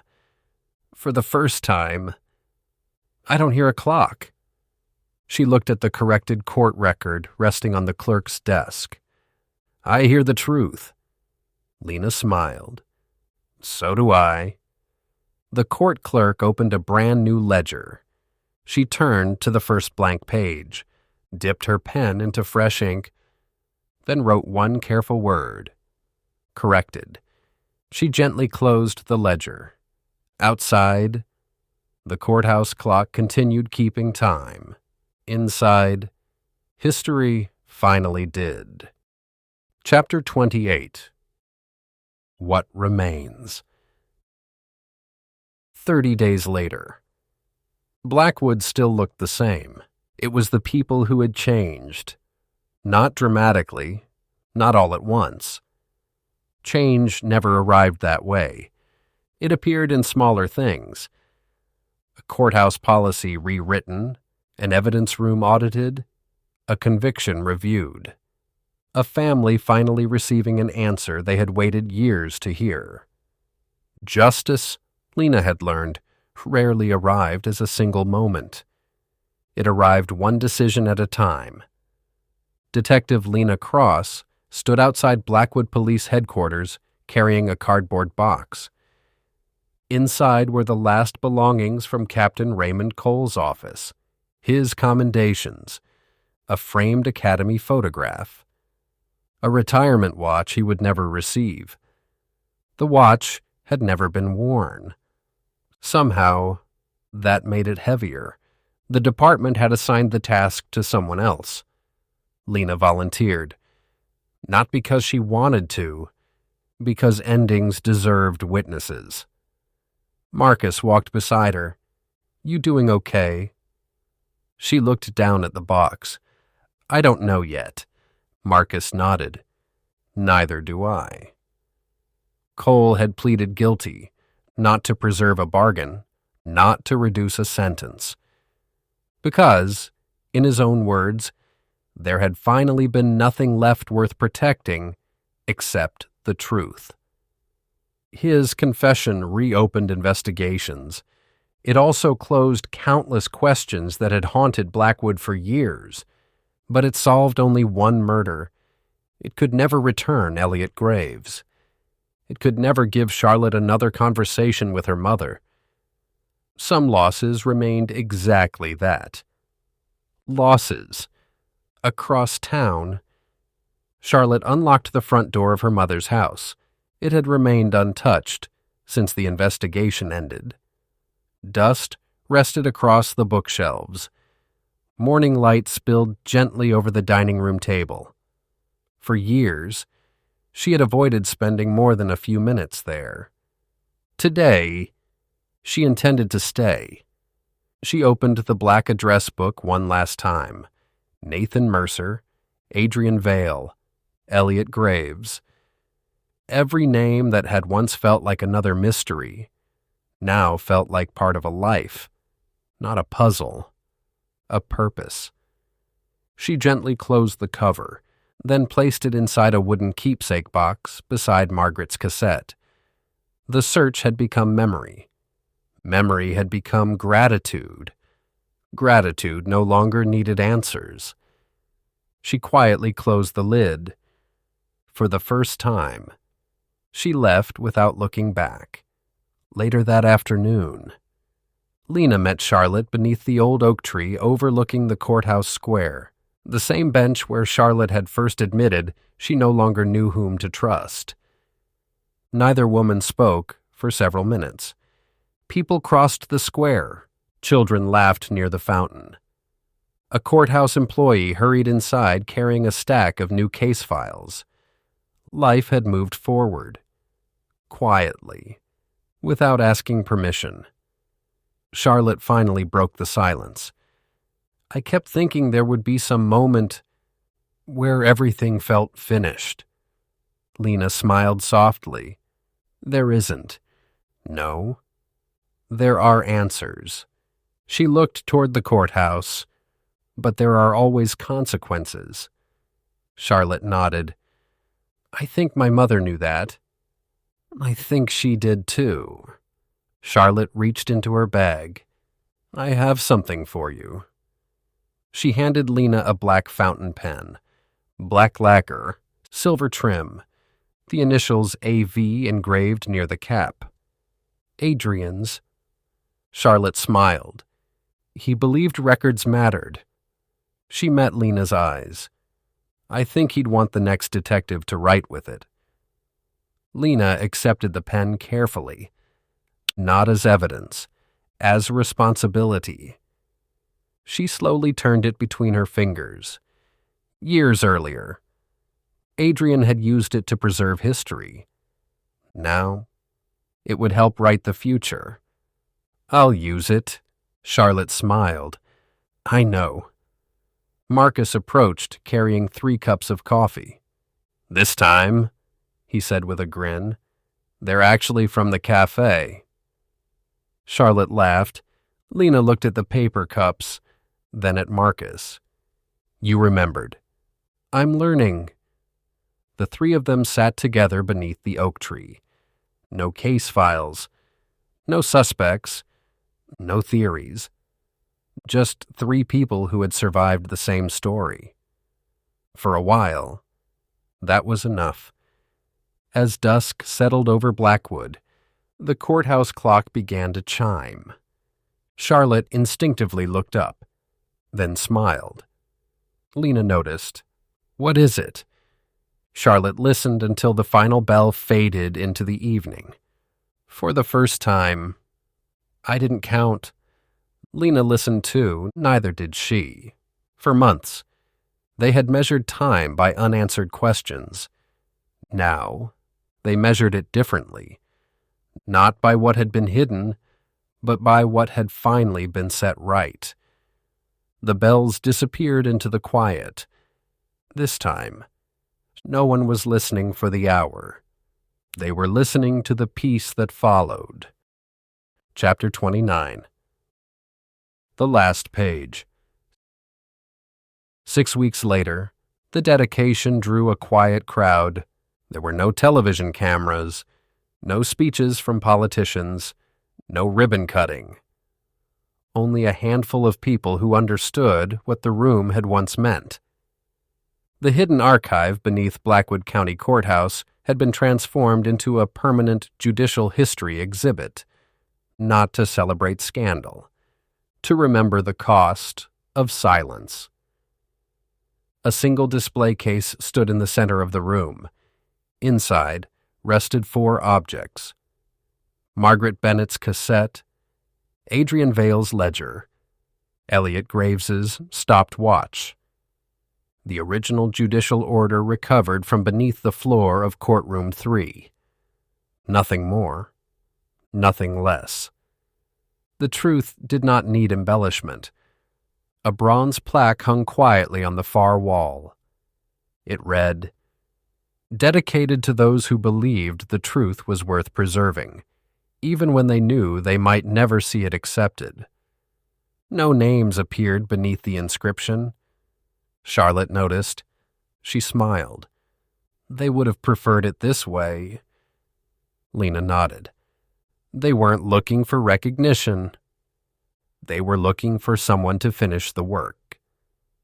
Thomas Garrison joined them. They asked if I wanted my name on the plaque. And? I said no. He looked slowly around the restored archive. Walls shouldn't remember the people who built them. A gentle smile crossed his face. They should remember why they came down. No one answered. They didn't need to. For years, this room had hidden fear. Now it preserved truth. The difference wasn't the bricks. It was the people willing to walk through the door. As visitors quietly explored the exhibit, Charlotte lingered beside Adrian's restored desk. It looked exactly as it had the day they found it. The typewriter, the lamp, the chair. She ran her fingertips lightly across the polished wood. Something caught against her hand. A folded sheet of paper rested beneath the blotter. Not hidden, simply overlooked. She unfolded it carefully. It wasn't another clue. It wasn't evidence. Only one handwritten sentence. Adrian Vale's unmistakable handwriting. Every record tells 2 stories. The one it says, and the one it assumes. Charlotte smiled. So that's what you wanted us to learn? She folded the note exactly as she had found it, then slipped it gently back beneath the blotter. Some lessons belonged exactly where they had been left. Outside, the afternoon sun stretched long shadows across the courthouse steps. Marcus leaned comfortably against an unmarked car. 3 paper cups rested in a cardboard carrier. You 2 ready? Lena looked back once toward the courthouse. I think so. Charlotte slipped her mother's cassette safely into her shoulder bag. For years, I thought this story began with Elliot. She slowly shook her head. It began long before any of us. And now? Lena asked. Charlotte looked toward the open courthouse doors. Now it belongs to everyone willing to ask one more question. Marcus lifted the coffee carrier. I figured paper cups were appropriate. Charlotte laughed. I appreciate the symbolism. We thought about ceramic. He shrugged. But some traditions deserve retirement. Even Lena laughed. It came easily this time. The three of them walked together through Blackwood Square. People crossed the sidewalks. Children played beneath the fountain. The courthouse clock began to chime. Charlotte instinctively looked up. Lena smiled. "You counting?" Charlotte shook her head. "No." "What are you thinking about?" Charlotte listened until the final bell faded into the afternoon.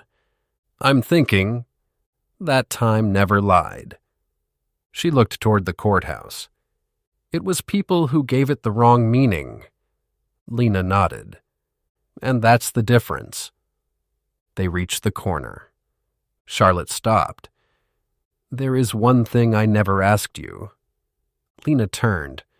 "What?" Charlotte smiled. "Why did you take the case?" Lena looked back toward the courthouse, then toward the people walking its steps without fear. "Finally," she answered, "because every detective gets one case. That teaches them what justice really means." She slipped Adrian's fountain pen into her jacket pocket. "I was lucky enough to find mine." The three of them continued down the sidewalk until the courthouse disappeared behind the trees. Behind them, the old building stood exactly where it always had, no longer guarding a secret, simply keeping a record, and somewhere, inside a newly opened court ledger, the final entry in the Graves investigation had been written. It read, "Case closed." Not because every question had been answered, but because the truth had finally been placed where it belonged, on the record. Epilogue. The Record. 5 years later. The Blackwood County Archives had become unexpectedly busy, not with tourists, with students, law professors, historians, young detectives beginning their careers, people who wanted to understand how an entire system had once mistaken paperwork for truth. The archive no longer resembled the forgotten basement Adrian Vale had protected for so many years. Sunlight now filled the reading room. Glass display cases stood where dusty shelves had once hidden forgotten files. Nothing had been erased. Nothing had been hidden. Everything had simply been placed where it belonged. A young law student approached the reference desk, carrying a notebook. She smiled politely at the archivist. "I'm looking for the records from the case that changed Blackwood." The elderly archivist smiled. "We have those." He disappeared into the stacks. A few moments later, he returned carrying a single-bound volume, dark blue leather, simple gold lettering across the spine. The empty Alibi. He placed it gently on the table. The student hesitated. "I thought this was a murder investigation." The archivist smiled. "Most people do." She opened the cover. The first page contained only one sentence. The truth was never lost. It was waiting for someone willing to question the record. She turned another page. Photographs, court orders, inventory logs, Margaret Bennett's final statement, Adrian Vale's handwritten notes, Detective Lena Cross's investigative summary, Charlotte Bennett's published account. Each document carefully preserved, each correction clearly marked. History had not been rewritten, it had been repaired. The student looked up. Who decided what belonged in here? The archivist glanced toward the reading room window. People who understood that preserving the truth. He paused, smiling softly. Is never the same as preserving a reputation. The student nodded. She carefully closed the volume, then noticed something resting beside it. A black fountain pen, silver trim. the initials A.V. engraved near the cap. "May I?" The archivist nodded. She opened the visitor's register. On the next blank line, she wrote her name, closed the book, returned the pen. As she walked toward the exit, she paused beneath a bronze plaque mounted beside the door. It read, "Truth survives only when someone chooses not to erase it." She stood there for a long moment, then quietly walked into the afternoon sunlight. Behind her, the archive remained exactly as Adrian Vale would have wanted. Open, honest, remembering. And somewhere, inside the final volume of the Graves investigation, the last page remained blank, waiting, not for another lie, but for the next person willing to protect the truth. The end. This has been an Unlimited Pages original, where every story opens a new world, and every ending is just the beginning.